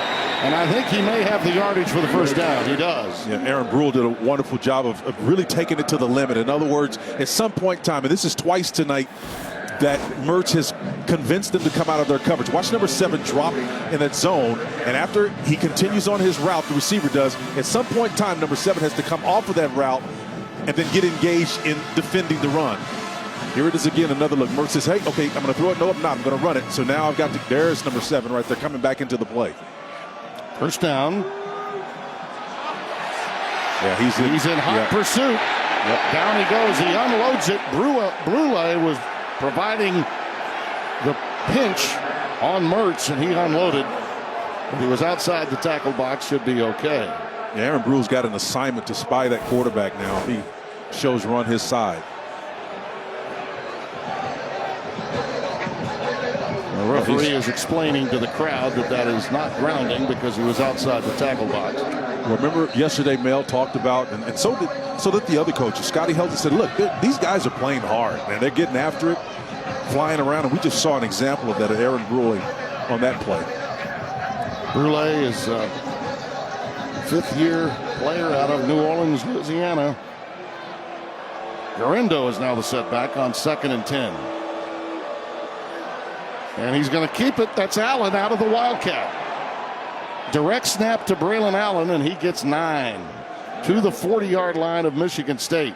Well, you're supposed to win when you get lower than this guy, but, it doesn't always work. He defies physics, man. He's got so much speed, and he converts it to power like few backs can. And that guy right there, Bobby Ingram's appreciative of it because he gets a chance to make his plays mirror that and then come back with some play action. That's one thing we haven't seen a lot of, saving DK Chimray's great 18-yarder in the first half. That's 2006 career rushing yards for Braylon Allen, and over 100 yards today with that carry for 104 and counting. And he joins an illustrious list after this gain of 2. Maverick Hansen has stopped. Look at this list, huh? Dane, wow. Jonathan Taylor, P.J. Hill, Anthony Davis, and now Braylon Allen. Wow. Fewest games to reach 2K. Man, look at Dane. That was during the big shoulder pad era, Tim, too. Now, it was a big shoulder pad era, but look how thick. Look at the girth, the circumference around on this big guy, number 33. Oh, my gosh. Those are broad shoulders, even with shells on. That pass is incomplete. Looking for the backup tight end, Dakovich, 48. You see the eyes again trying to look back and then pulls it down in second, then comes back to a tight end over the middle, though the H back playing that position. sets it down. There are just too many green jerseys around. Again, a reminder, no Jackson Akert today. He's not available to go. No Ches Malusi. They're down to 3 backs. Alan Garindo and Nowakowski. That's it. Available to Wisconsin. 2nd and 10. Mertz looping it for the corner, and it is incomplete. What a play defensively. Magnificent job by mere speed. He was mano a mano on Keontez Lewis, number 3. Well, I'll tell you what, graduate transfer from Sandalwood showed you he can play. Now, this is what does it. He's got that right arm in there, chicken wing, but you know what? He turns his head and plays it. We know about there's no face guarding here, but look, this is pure, unadulterated man coverage. He reads the reaction of the receiver, and based only on that does he turn his head around. He's not guessing, Tim, and that influences these officials when they're getting ready to make those calls. He owns that ball at that point. It's just as much as his as it is the receiver's. 3rd down and 10 for Mertz. Pressure underneath tackle. the crossing pattern. Incomplete, I think, to Eschenbach. They're going to rule it incomplete. Angelo Gross was They there. are marking it. They're going to say he caught it, and Gross got him down, but he's well short of the 1st down. I thought maybe he had lost it on the ground, but the ground can't cause a fumble. Just a little slow drag route here, and Gross. Angelo does a wonderful job of getting his head across the body and minimizing the damage on this cross. Tight end doesn't even have a chance to get his head upfield to get extra yards, and that's what you don't want. You don't want the tight end who outweighs a guy 30 pounds is trying to tackle you. So technically 4th and 6. Could have easily been 4th and 10. They may review this. They may review this because I'm not sure he completed the act of catching the ball. The play is under further review. In real time, I thought it was incomplete. But we'll see. Dennis Lipsky is our replay official. Remember, you got to. I don't see a 1-2. I don't see him completing the catch there. I would have actually called it a catch and a fumble, but he did get it back. I think he 1, 2. No, he didn't get to 2. Like 1.5. I don't know, Doctor. We'll have some creative tension in the booth there. Yes, well, that's. I will call that. I think that's a step. That's a step. Didn't finish the second. I think that's 2 steps. Okay, I say 1.5, and it should be incomplete. Looks like it is. They're moving it back. Now they are saying incomplete. I thought they have probably expedited this review. And yours truly got it right there, Spencer T. Well, I'm happy for you. But if I would have made the call, I would have called it a completion. Well, it's the difference in either going for it on 4th and 6 and punting on 4th and 10. So says the analytics of the Wisconsin staff. Vunovich will punt it away, looks for the coffin corner on the end over in boot. It's a thing of beauty. Exactly what you want, as it is downed after a 34-yard boot by Dean Ingram. Our Fox College football is sponsored by Rocket Mortgage. When you want an edge in a competitive market, Rocket can. Look at our Champions Mindset, sponsored by Hampton by Hilton for the stay. Timmy Mel Tucker went all deep on us with transactional analysis, which is basically conscious competence, which is the 3rd stage of knowing, right? I had to reduce this thing down to something simple. Know what you know. That's basically what he means. He wants his players to know their assignments and be aware of it and be confident that you know it. That's what's been taking place with these 7 penalties they've had tonight. A lot of coaching and knowing what you're doing going on. Elijah Collins is the lone setback, and he's 3 yards deep in the end zone. Peyton Thorne, redshirt junior out of Naperville, Illinois. Now moves back into the shotgun. Collins he doesn't even get back to the line of scrimmage. And they have lost a yard. Next to Nick Herbig. Herbig is the leader of this team. We talked to him earlier this week. Loss of a yard. You talk about a kid that's gone through a lot to make this team and to be a team leader. He loves Paul Chryst. Went on and on about what they went through psychologically, but he is all in on what's happening now for Jim Leonhard. Watch him knife in here, right? He's got Latu on the outside playing with that club on his hands, and they have a directional call to him. They played it to perfection. Collins almost got to the second level, Spence. He almost got to the second level.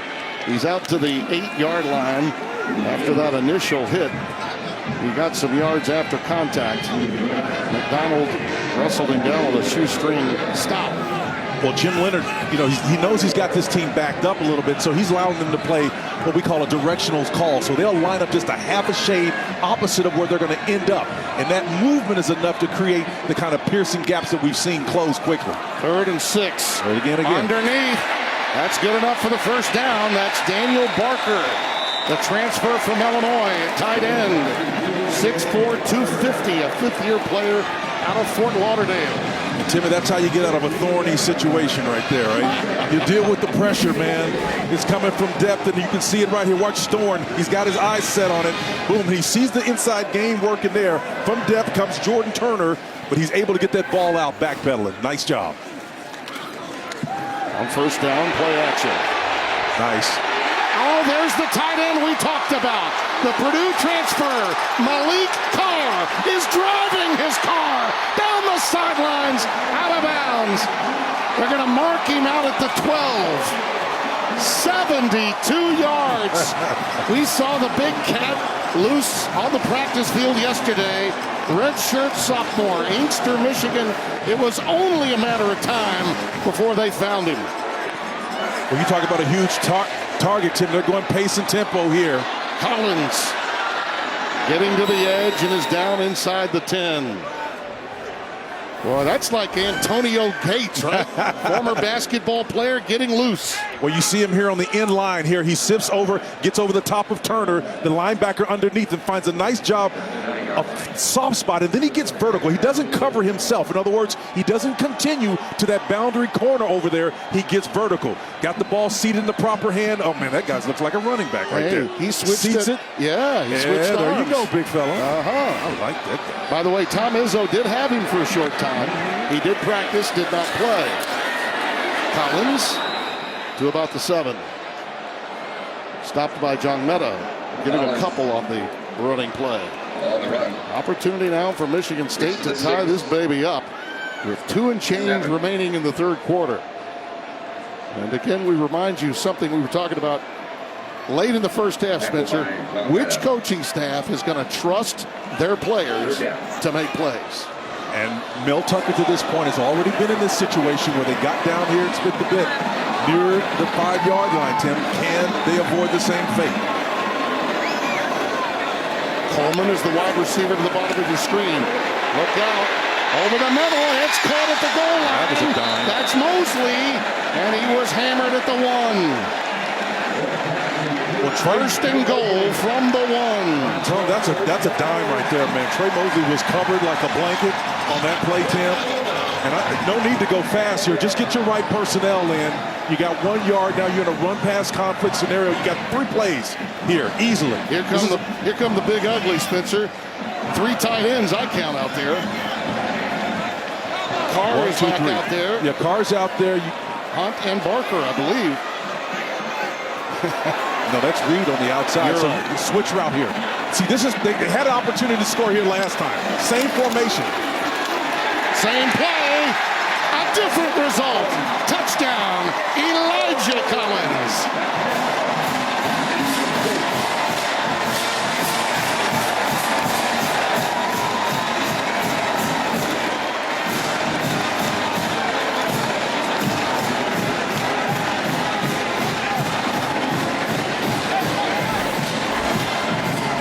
I like it here, Tim, because this sets up something later. Inside play, just straight man blocking on the outside.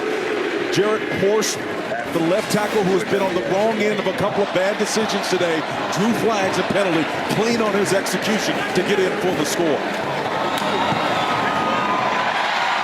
In track and field, we would call them Pele's.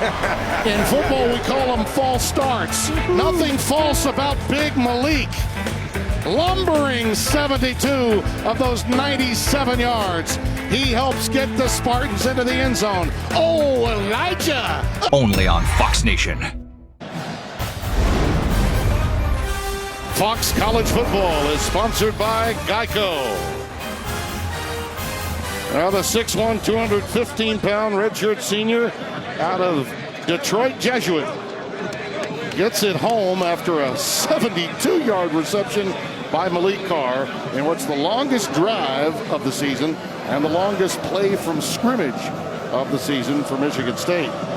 Former NC State great Torrey Holt coined the phrase, big plays, big days, Yeah, Tim. absolutely. That was it. And it's taken by an up back on the bounce for Wisconsin. And they're out to the 23-yard line. Well, we touched on Braylon Allen. He's going to have another big play, one would think, if the Badgers are going to get out of here with a W. Boy, he has run so effectively and efficiently, Tim. He sifted when he needed to. He's been a bull when he needed to. He's put the hip in his back pocket. Anybody trying to chase him, he outdistanced him. And when it came down to it in the end, those 83 yards he had right at the half, Tim, was indicative of what his potential was. But we know he's a game breaker. At any point, he can be the difference. Our team comparison sponsored by Modelo, brewed for full-time fans with a fighting spirit. Play fake, Mertz underneath to Braylon Allen. This is where he's really become very, very difficult to stop. Total yards, he'll come out of the backfield, run wheel routes with the best of them, and on checkdowns, who better to go to underneath than Braylon? Well, you've cleared him out and established your run game. Now you can come and do some of those mirror-type plays that look like your run game. Leak zero out in the backfield, and then you got some big plays, man, because you know you're not accounting for him as a receiver. Well, he got 14 on that play. Allen remains the setback as we come down to what could be the last. He's going to actually go in Wildcat direct snap mode for this play. Remember, he passed out of this for a touchdown last week. Garindo is going to be stopped after a gain of 2.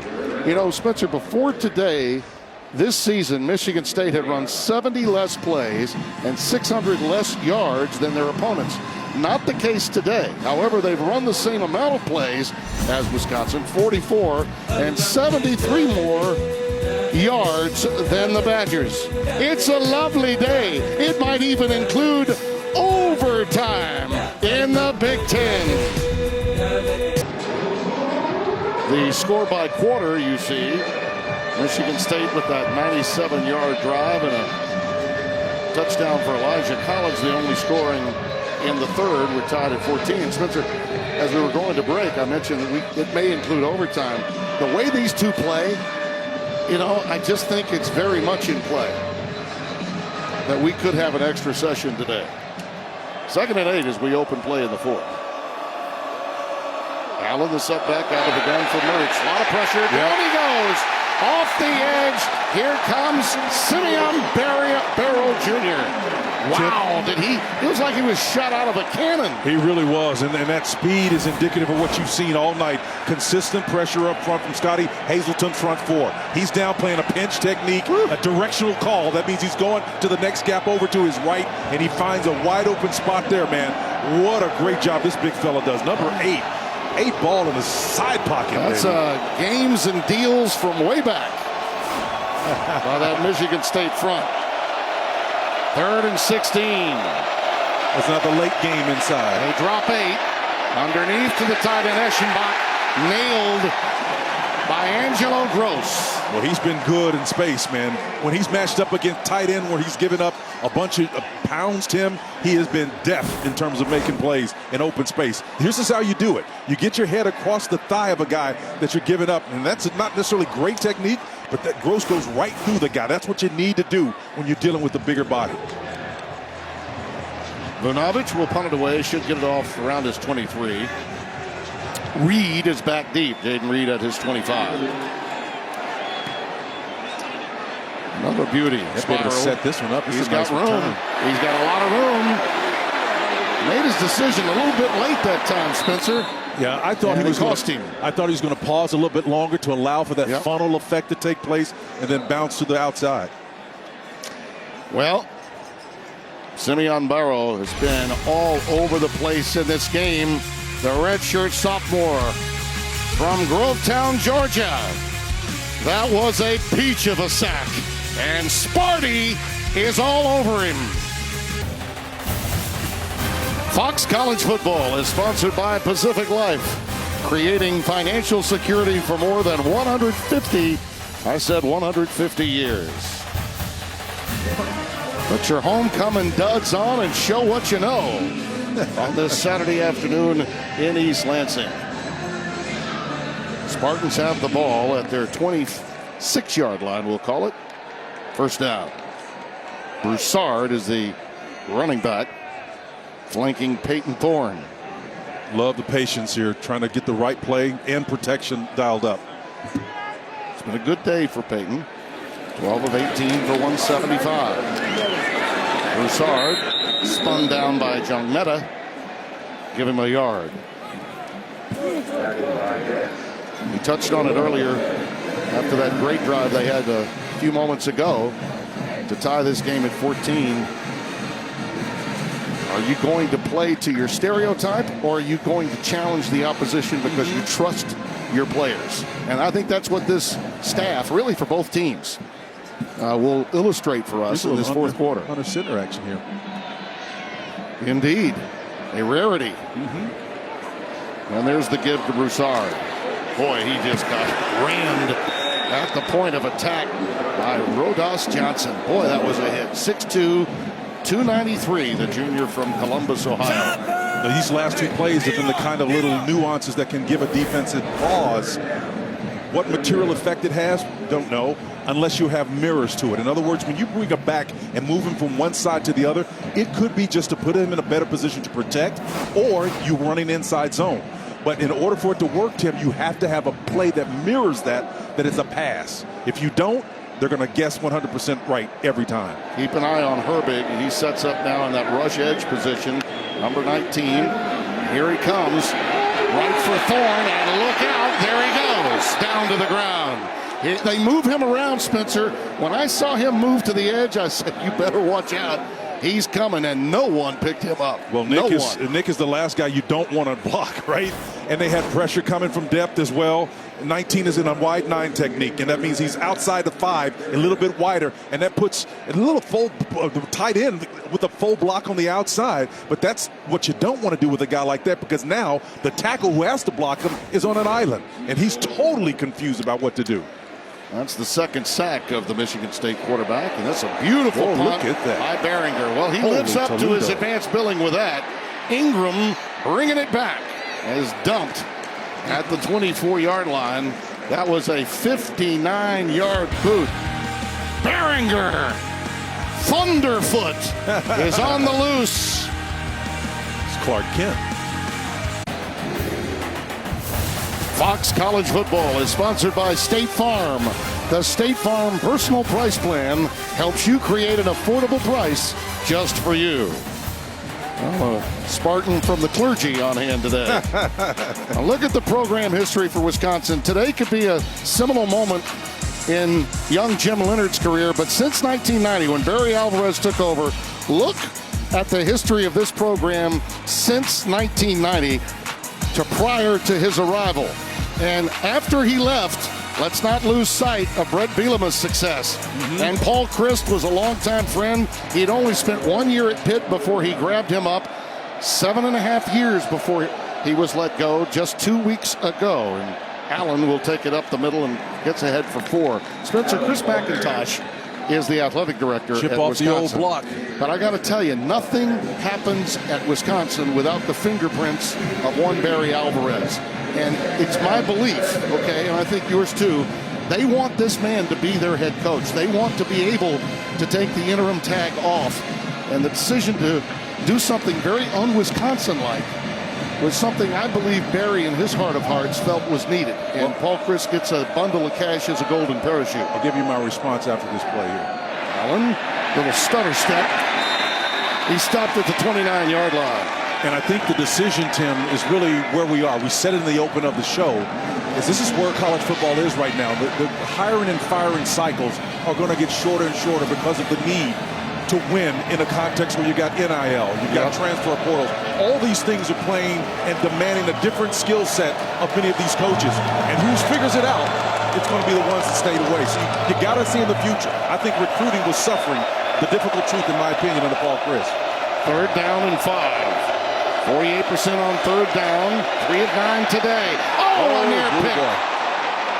Right in the hands of Dylan Tatum, and he could not hold on. What a huge play that would have been. Boy, in a game like this, even with 10:01 left, Tim, this would have been a game changer. That four-man rush continuing to put pressure. There's number 7 again in the face. He's been there all night long, creating an opportunity with that ball by Mertz's rush just a little bit. He never saw him, Tim. Absolutely never saw him. Aaron Brule, number 7, has been right in the face of Graham Mertz all afternoon. Look out. Wow. Almost blocked. Fair catch by Jaden Reed. Good field position for Michigan State. Think about that exchange in terms of the punt that went 68 yards for Behringer, and then the 3 and out. Vunovic barely got that one off.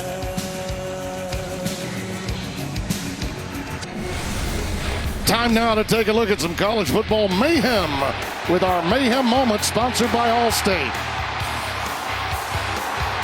Malik Carr, Spencer, 72 of the 97 yards. The transfer tight end leaving it up for Elijah Collins to tie this game at 14. Well, he is an instant impact player, and he showed it on that play, Timmy. A big presence that any defense has got to contend with. He's a difference maker. Berger is the setback. Thorne lets it fly. Incomplete. Intended for Reed, and a late flag. It comes down on Justin Clark, 21. He's been dealing with a hamstring problem and was behind his guy and reached out, and I think that is going to be called regardless of whether it was catchable or not. But there will be a discussion about it not being catchable. That's what Clark is lobbying for. Let's see what the determination is as referee Mark Klosinski comes over. Pass interference. Defense number 21. 15-yard penalty. Automatic first down. I'm not sure I don't agree with Justin Clark. This was way over his head. Yeah, but he's got that right hand hooked around there, and he also clicked the heel. Yeah, he did. Of Reed on that play, Tim. And again, the fact that he's in a trail technique, and even though he makes an honest effort to look back at the ball, it was his right hand and his foot that clipped the receiver. You're right. And that's a difficult truth for young Justin Clark, the senior from Pontiac, Michigan. First down, 10 from midfield. Berger the setback, and he'll tote it. Oh, doctor. Whoa, big time hit. How about that from Jugmeta? You know, last week he had a couple of solos, a tackle for loss, 9 tackles in that Ohio State game. He has really emerged this season as a big-time backer. Well, the center tries to reach him. Jugmeta comes around him and just makes him change your mind, man. He feels that gap, and he flows, and it's a cross responsibility there. But you know what? It looks like there's a void there. When he flows as fluidly as he does, that hole will disappear quickly. 2nd and 10. Thorne, quick out. Reed, 2 yards shy of a first down, a gain of 8. It's a great situation to be in a 3rd down and short. These scenarios has escaped Michigan State. It is a run-pass conflict. So if you're on defense, you're Jim Leonard, what do? You stack the line of scrimmage. Has Michigan State been effective enough in the throw game to bite you in and then lure you out with the tight end? They've got him in the game. Will they leak him out? Leak him out. 3rd down and 2. Speaking of Malik. Look out. Underneath. And a great defensive play by Herbig again. Keon Coleman took it in. Herbig was not to be fooled. That's a loss of 3. Well, he did have Malik on that second level. He and I did. would have gone him as a primary choice. Yep. Because he's floating too, and that's a beautiful thing. Malik knows where he is. He knows it's a zone, so he's shuffling his feet. You know, he's not trying to be demonstrative, but he's doing a wonderful job. They're not playing field position here. They're going to go for it. Now, this is trusting your players to make a play. Yes, it is. Or desperation, whichever one you prefer. 7 of 14 on 4th down this year. Berger is the setback. See if they try to work cadence here. Try He's to going to call induce a penalty. timeout. He's going to call timeout. Or take the 5-yard penalty. He's going to take. He's going to go. No, he's going to call timeout. Yeah, he did, didn't he? Yep. He sure did. Mel Tucker got the timeout just prior to the snap. And we will take it with Coach Tucker and his Spartans. Coming down to cases in Spartanland. Fox College Football is sponsored by Geico.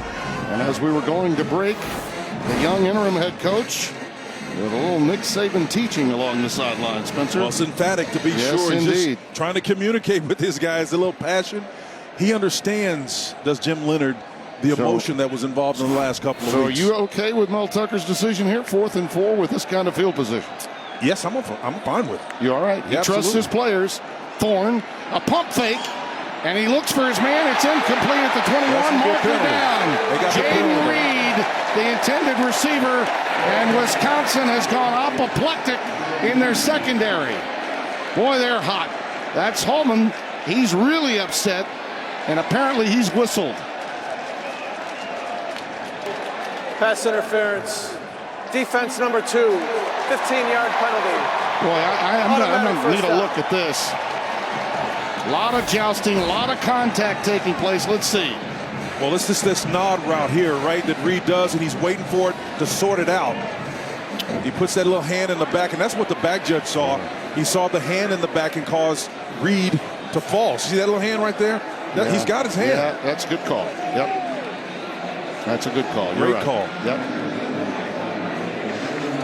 Ricardo Hallman had his that- hand on the back, and You know, they were going for something big there, Spencer. I admire the play call from Jay Johnson. I do. well, if you think you got the matchup and you got a guy like Reed that's prolific like that, man, otherwise it's a pitch and catch and it's a first down anyway. 1st and 10 just inside the Wisconsin 30. Berger. Well, what it would mean to this kid, a 3-year Badger, lost his position because of the emergence of a big-time back. Stop was made there by James Thompson, number 90, and they're going quick here. Thorne going for it all. route, Back this shoulder, is it. caught, touchdown, Keon Coleman, your call at the top of the show.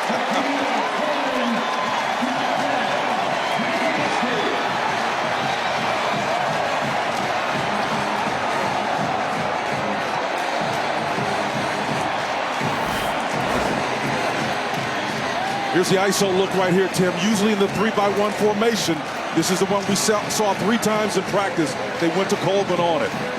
It typically is run out of a trips formation away from that. He's your tertiary guy. He's not the primary receiver on that particular play in the look. Reed is usually that guy. But that's where you play the game of psychology, Tim, and it worked to perfection. Patton for the extra point. Keon Coleman, his 4th touchdown reception. And for Thorne, his 10th TD pass of the year.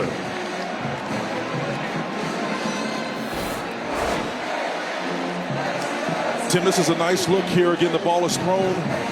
Nice over the shoulder, stop route. He comes back, does it. Keon, a wonderful job of seeding that ball, but it's really the formation that puts him in a position where he's able to make that play. And they went right back after Ricardo Hallman, who had committed the penalty earlier. They liked that matchup all along, didn't they? Took advantage of it. This could be a seminal moment, really, for either one of these teams. We touched on it at the top. Yeah, neither team is a top 25 club on a day with so many top 25 matchups. But a lot of anxiety for both of these teams, for Wisconsin trying to win their interim head coach the job that he has really 7 more weeks to win. And for Michigan State, a chance to win this game, get a week off, and then go just down the road to play their rival in Ann Arbor in 2 weeks. Well, the longer audition gets longer and more complicated, Timmy. Garindo with the return. Look out. Isaac Garindo. He's got space. He's up to near midfield. 44 yards on the return from Garindo, the senior from Clayton, Indiana. And now, great room for Wisconsin offensively. Well, this great return allows Bobby Ingram to be more aggressive right in the middle of the field. You don't have to worry about navigating piecemeal down the field. You can take a shot or 2 down here because you're closer, Tim. You're going to need a touchdown no matter what. But I love the fact that Jim Leonhard is down on the field where he can look at Bobby in the eye and say, look, here's your deal. We got to score here. I mean, it's not some communication issue. This is direct connectivity between the coordinator and the head coach. Swinging out to Allen. Love it. He's the best player on the field. Almost sprung free there. Gets the first down to the 40. Halliday holding on, a little woofing after the play. Since the first quarter, Spencer, when they led 14-7, Badgers have punted 6 straight times. Timmy, I just want to make this point. When I say I love a play, people think you're cheering. I'm not cheering. I'm looking at the football, the decision that's being made right here. Without sacrificing who they are, they've come back and taken advantage of a special team play, put it in the hand of your best runner, and you still haven't lost your identity. Allen navigating for 5, This is 6, beautiful. maybe 7 yards. And by the way, those people that think you're cheering just have no clue. So now in your another run-pass conflict, right?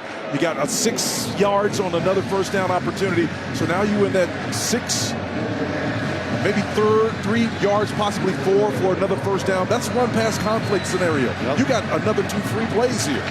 Wisconsin with 216 total yards.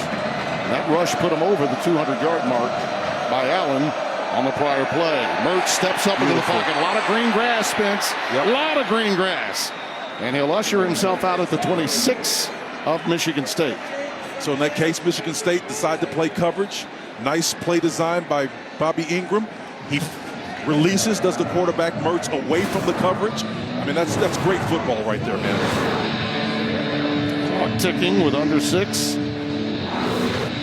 Spartans have 2 timeouts left. Wisconsin a full complement of 3. Skylar Bell goes wide to the top of your screen. Chimere Dike to the bottom. Allen. It takes more than one to get him down.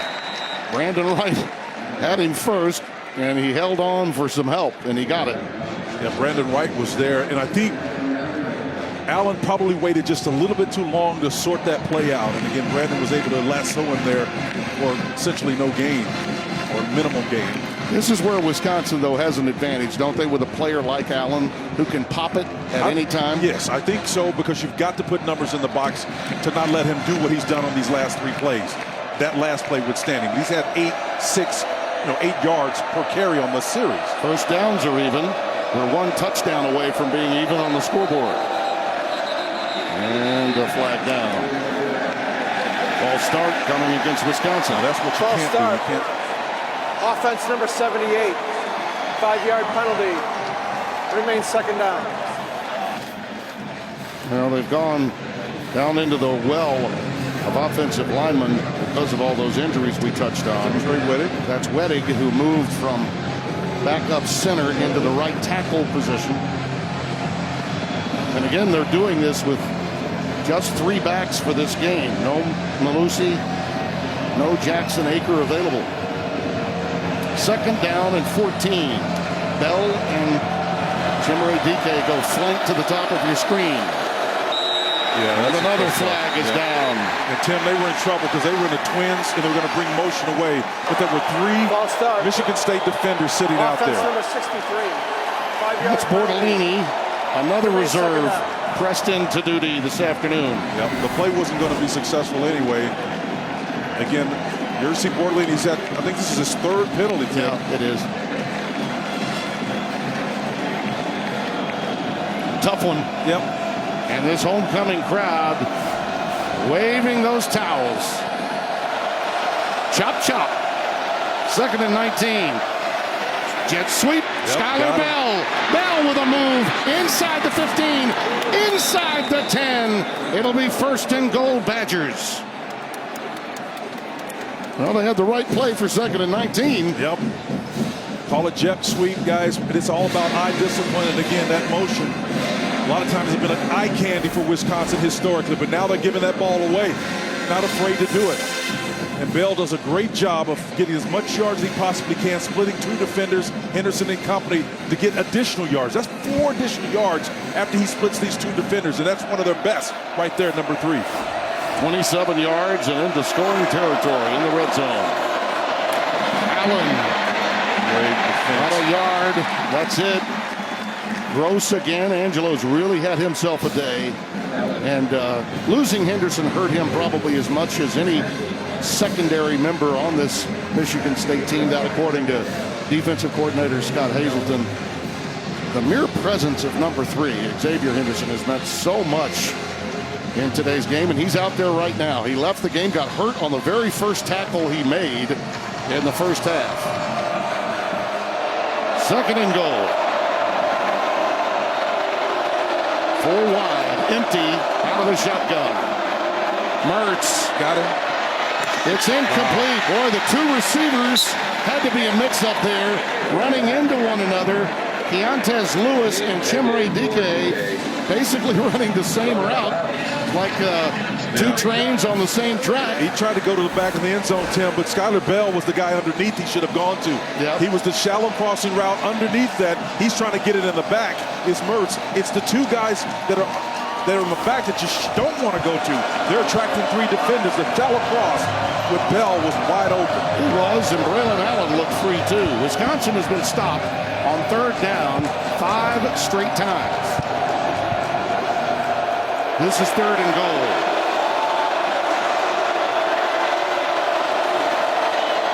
Allen right up the gut. Stopped at the 3 by guess who? Xavier Henderson. And they're talking about it. They are talking about That's it. a good spirited right there, defensive what you're doing on defense. Xavier, what a wonderful play here. This guy literally limped off the field on the first play of this game, and watch him play is about as technically sound as you possibly can play on that with the bump wheel. He was trying to strip him while he was tackling him too. Oh, what a great player. All right, here we go. 4th down. They're going from the 3-yard line. Wisconsin still has a full complement of timeouts, and they're going to take one right here. It is electric. And I like this timeout, though, Tim. I like it because Jim Leonard's a defensive-minded guy. You know that. He wants to know, as you well articulated earlier this week, he's mindful of what could potentially give his defense problems down here. So he wants to consult with Bobby Ingram and say, hey, where's the leverage points? Yep. Where can we take advantage of matchups? And I think it's great to have a great mind like that down there to consult. Mature beyond his years. He really is. No question about it.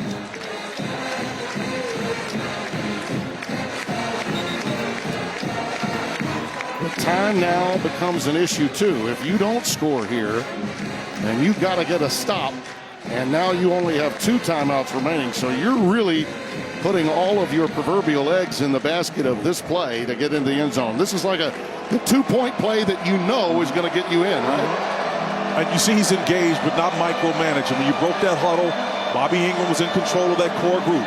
Now let's see if he can manifest what he's communicated to his players into material success on the field. True formation, single solo. I'll tell you what, if you're going to take a shot, a risk, it would be up top. Mertz. There he goes. There it is, the corner. You called it again. Touchdown, Keontez Lewis. Beautiful. Yes, it was, partner. Get that Emmy tape ready back in the control room. Spencer Tillman called that one verbatim. His 2nd touchdown catch of the year, Keontez Lewis. Tim, the telltale sign was the cut down split, and they're playing zone underneath it. And again, when you think you got help over the top behind you, Timmy, that's a problem. Amir Speed was back there, the cornerback. He went over between him. There is no defender back there, but the inline. The all-important extra point for Van Zelst. He's the backup kicker, remember. Cavaruso is hurt. He puts it through. Well, before this drive, Wisconsin only had 52 yards in the second half, -2 in the 4th quarter. This drive was 62 yards, just the way Spencer T drew it up. And Tim, Mertz knew exactly where he wanted to go with it. He wasn't fooling anyone. And you say, well, he stared it down. Well, you can stare it down when you're playing man coverage underneath and no one in the back. Because the ball is going to a spot. He threw it. The receiver was right there. Unbelievable communication and trust in that guy right there, Jim Leonard, in his new offensive coordinator. And I say he's new. He's been obviously Bobby Ingram there all year long. But in terms of the capacities that both of them have the latitude to use, more flexible what they do best. Yeah, it is clear they're throwing the ball more on first down. It is clear they're more wide open in their approach in terms of using the width and the depth of the field. And again, everyone loves Paul Chryst. We love Paul Chryst. And I think his future is still very, very bright, whether he decides to go to the Florida Keys or get back into coaching. The bottom line is, Spencer, they're doing it the Wisconsin way in-house. It's the way everybody is going to have to start doing it, Tim, to succeed in the landscape of college football in this era. Broussard is back deep. Here comes the kick. Here he comes. And there he goes. Runs into a little traffic at about the 23. I thought for a moment he was going to find a crease. Here's a look at our Pacific Life game summary, sponsored by Pacific Life, creating financial security for more than 150 years. It began inside with Elijah Collins as the Spartans came back to tie it. That was a 97-yard drive, and then once again on the receiving end, Keon Coleman on a back shoulder throw to get the lead. But the Badgers answer. Mertz corner route as prescribed by one Spencer Tillman. And Keontez Lewis knots us at 21. Mel Tucker looks on as Thorne's in a lot of trouble. Running to his left, having to unload with his right arm, and it's incomplete. He was just trying to survive that play as Rodas Johnson was in hot pursuit. Yeah, Rodas has got enough speed where it doesn't allow Thorne to square his shoulders and establish a platform. And Jim Leonard's got a very aggressive defense. He knows he's got a lot of athletes, irrespective of whether or not they're shorthanded because of injuries. They're showing you they've got some guts. All right, so here's the question. Yep. Do you go ahead and put it up in the air with the understanding that you could be, you could be stopping the clock? Wisconsin, do you want to force them to use their 2 timeouts here? I'd throw it. Yeah, it looks like they are. Underneath, it's caught. It's about 1.5 yards to 2 yards shy of the first down. That's Jaden Reed. So now they're going to have a 3rd and short coming up. A long 2, maybe 3. Right, you can still time off the clock, and you can run it, you can throw it. You still got them, the defense, in a run-pass conflict scenario. I mean, Jim Leonard, as smart as he is, Tim, what do? You see that safety that's hanging around in the middle of the field? Does he stay there? If he does, they're trying to play the run. If he moves and they go back to 2 safeties, they're expecting pass. Well, if they get a first down here, we're probably headed to overtime. If they don't, Wisconsin's going to have a great chance with 2 timeouts left. Well, one receiver is going to win here.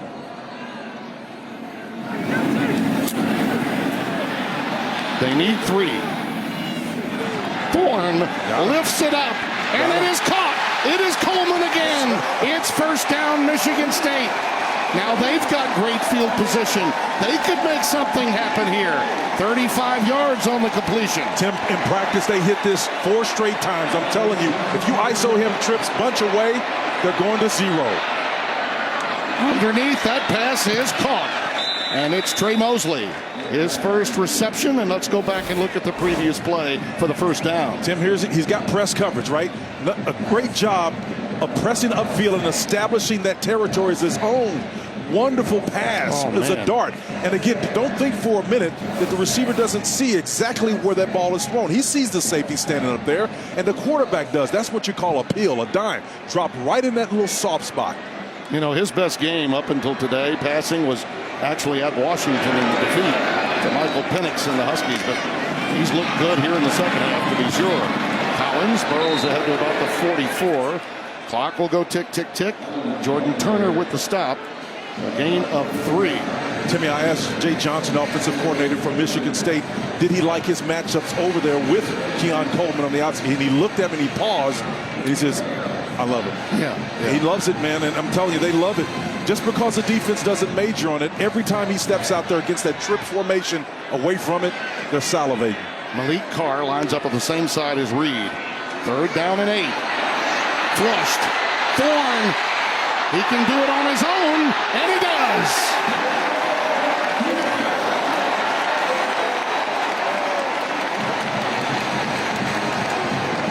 Really wise choice by Peyton Thorne there to do it himself. 8 yards and a first down. Tim, this play is indicative of what Mel Tucker's year was like here, in my opinion. They sucked everything they possibly could get out of that offense last year. Obviously, they had a great running back, but they're doing the same thing in this game in microcosm. They're depleted. Their numbers are down. They have young players, but they are draining every bit of quality play out of those players on this, setting up for a winning potential field goal. Collins Ahead for 3. Now, I'm sure Michigan State fans are thinking, wait a minute, now we got problems with our kickers. Jack Stone, the freshman, has been replaced by the transfer from Auburn, Ben Patton, who's been okay with his extra points, but this is quite an ask. Absolutely. Now, granted, he did kick, Patton did, a field goal in the Iron Bowl while at Auburn. So we will see. Coming up next on Fox, it's a massive top 25 showdown out west. Caleb Williams and the Trojans. And 7th ranked, undefeated USC taking on 20th ranked Utah in Salt Lake. It is next on Fox. And believe it or not, Cam Rising and company are the favored team. And I think the reason for that is they're at home. They've dropped 2 games already. But as you say, Spencer, many times, images and impressions. And we saw them last week lose to UCLA. You know they're smarting from that. They would love nothing better than to take down the Trojans. Here we go now. 2nd and 7. Our friends Jason Benetti and Brock Hewitt are standing by to bring you that one.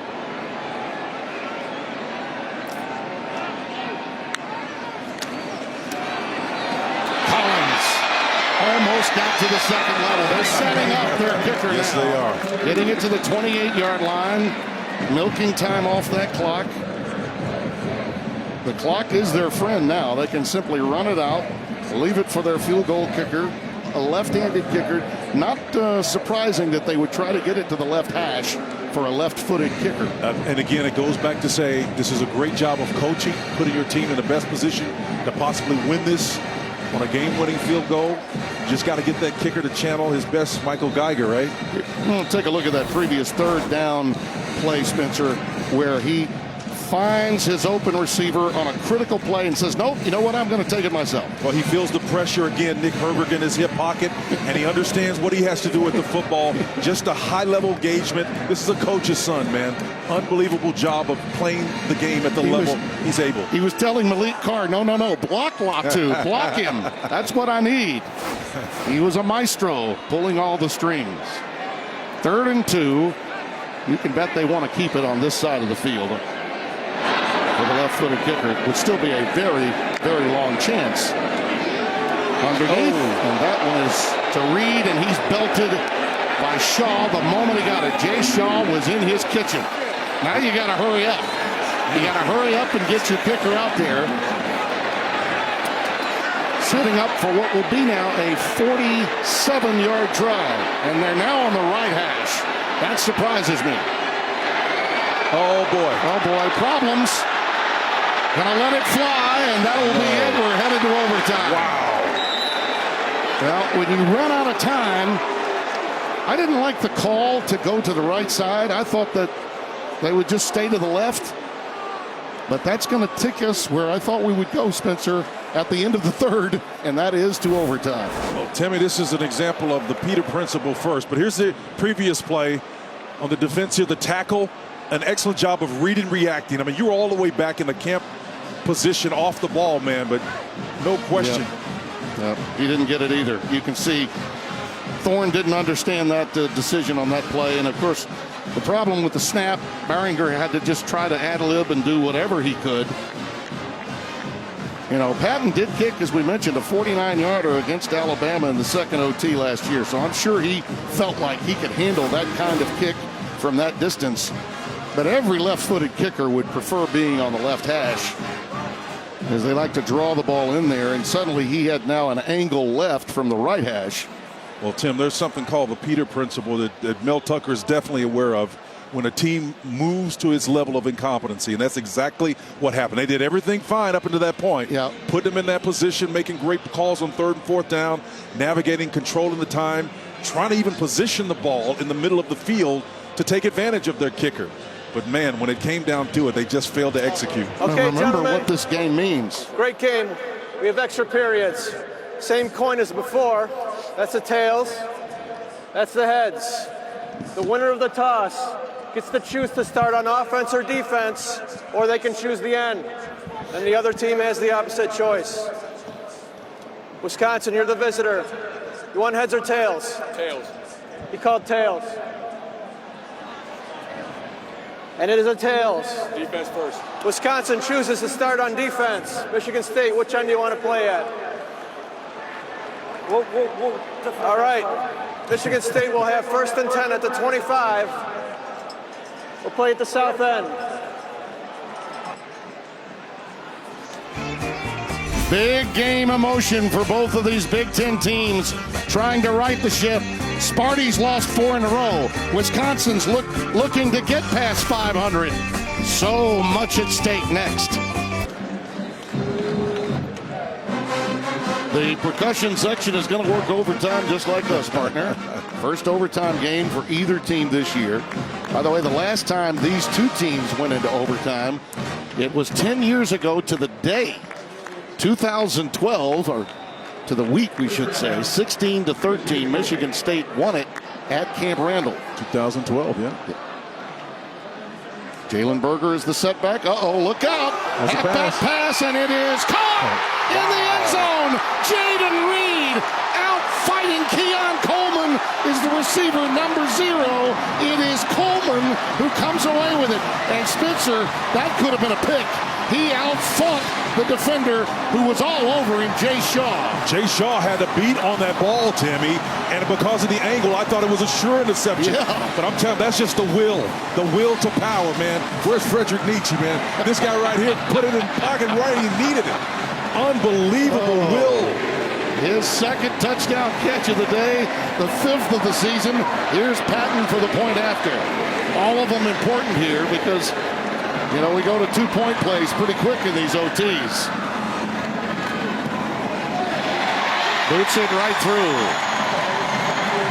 I mean, as Frank Broyles used to say, this is an outstanding individual effort on this play. Well, read him and weep here, Timmy. He throws it and puts it up in the air. Maybe a little bit too much air under it, but again, when you have a desire to come down with the ball, man, high point this thing and go get it.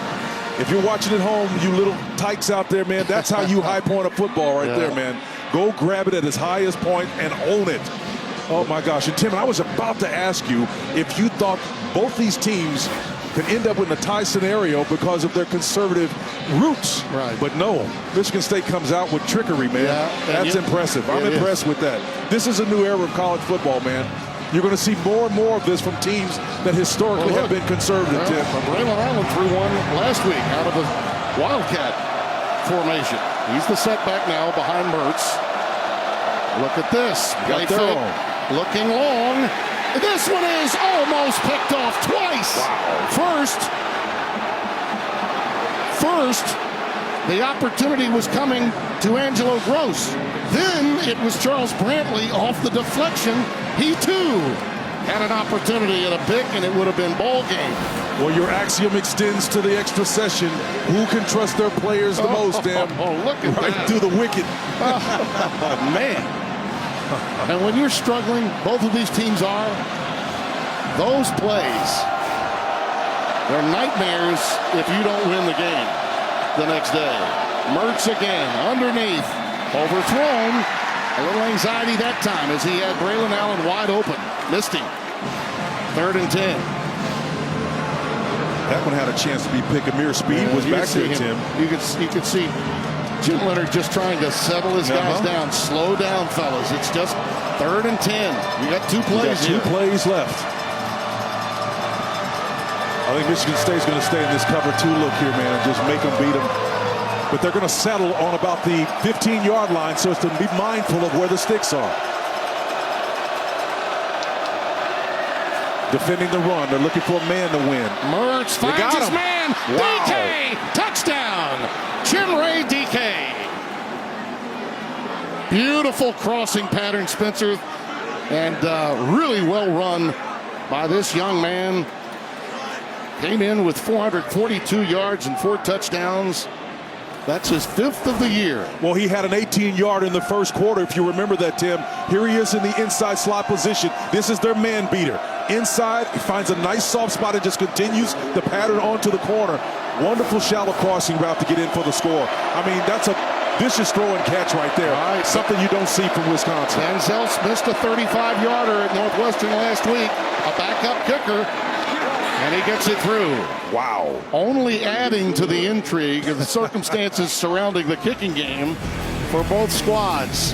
One overtime in the books. We had a flea flicker, and then we had a marvelous crossing pattern. Chimray, DK, hooray, Wisconsin.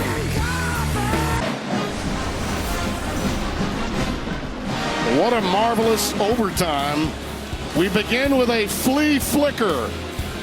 The pass is thrown from Reed to Keon Coleman. Touchdown. The missed interception.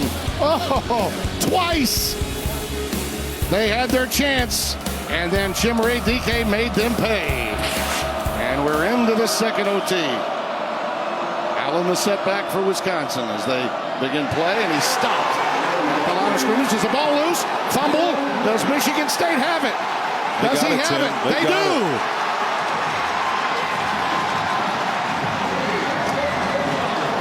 Michigan State on top of it. Deshaun Mallory, 6'2", 280, out of Bolingbrook, Illinois, comes out of there with it. Well, one of their favorite plays, pulling the off guard here. Allen gets nailed right there, the helmet right on the pad, but it's that second strip coming in there, Tim. That's Jacoby Wyndham, the right defensive end that strips it out.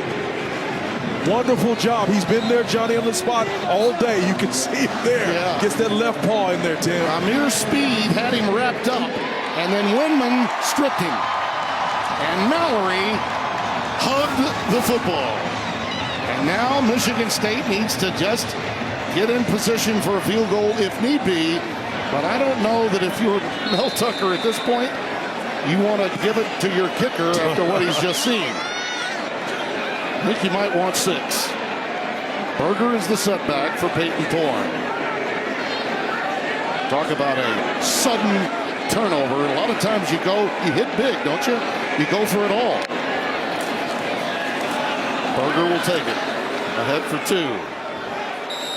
But Spencer, to your point, they've been loving these matchups out on the edge. Yep. Tim, you know what I would do, and this seems like it's risky, but Michigan State has shown me enough today. Jay Johnson is not afraid to call these trick plays. I would run option using your quarterback as the option. The inside give, they've got it, man. There is no one protecting the edge for Wisconsin right now on the perimeter. The option is basically essentially an option here. 2nd and 7. Jaden Reed is flanked to the top of your screen, and we got a marker down. Looks like it's going to be a false start. Jeff, you couldn't create a situation where you create more pressure number 67, for your kicker. 5-yard penalty. Remains 2nd down. JT Duplain, JD, senior from Strongsville, Ohio, the left guard. And that'll back him up. 2nd and 12 coming up. Change with the tight end. They get 9. Daniel Barker in for Malik Carr, who had that big reception here in the second half to help put Michigan State in a position to tie the game. Reed in motion. Thorne goes to Reed. The safety valve. Not much. Excellent reaction from Torchio and Turner. Here's what you need to do, Tim. Mel Tucker needs to find a way to take advantage of the aggressiveness of this defense. Keon Coleman here running free right down the first cover 2. That's basically the seam routes are always going to be wide open. But I'm telling you where the opportunity is. Besides that seam right there, it was obviously open. But if you're going to run the ball, you need to attack the edges. 3rd and 12. They've got Reed to the top of your screen. The tight end 97 Hunt is in the slot up there, and it's going to be a timeout, Michigan State. This is our final timeout of this overtime period. 30-second timeout. Well, you've used a lot that you have in your offensive arsenal, that's for sure. Here's that previous fumble. This is what got them here. First fumble of the year for Braylon Allen. And what a strip that was by Windman. Well, Windman has been a beast all day today, and clearly Mertz is consoling his back there. He's been such a light for this offensive unit. We know what kind of ball player he is, but it's in this moment, man. Big plays, big days, Tim. And to your anthem or your kind of axiom, it's who can trust their players the most in these situations. You know, the way Reed has been playing, and now, Spencer, your guy, your difference maker, the third wheel, Keon Coleman, I'd be shocked if either number 1 or 0 is not involved in this play. 3rd and 12. This is a 4-by formation here. They're going to bring it back down. Now to create the 3-on-1. Now Reed is in the position of Keon. They're going to take a shot outside. He's got great access. Yeah, there he is. They're going for the shot. corner route. Yep. In the corner. Got him. He's got it. Touchdown, Michigan State. Ball game. Sparty ends a 4-game losing streak. And it's a happy homecoming in East Lansing.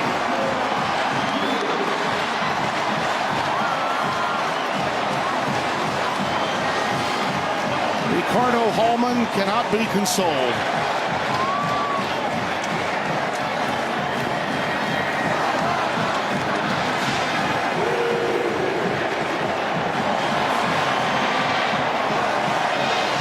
Here comes a victory lap.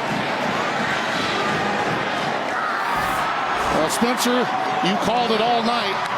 And that's great coverage, too. Yeah, it's fantastic coverage. But what made that a winning play was really Reed's alignment before the ball was even snapped. Ricardo Hallman was camped inside. That gave you the extra yard that you needed to make that tight window and that play.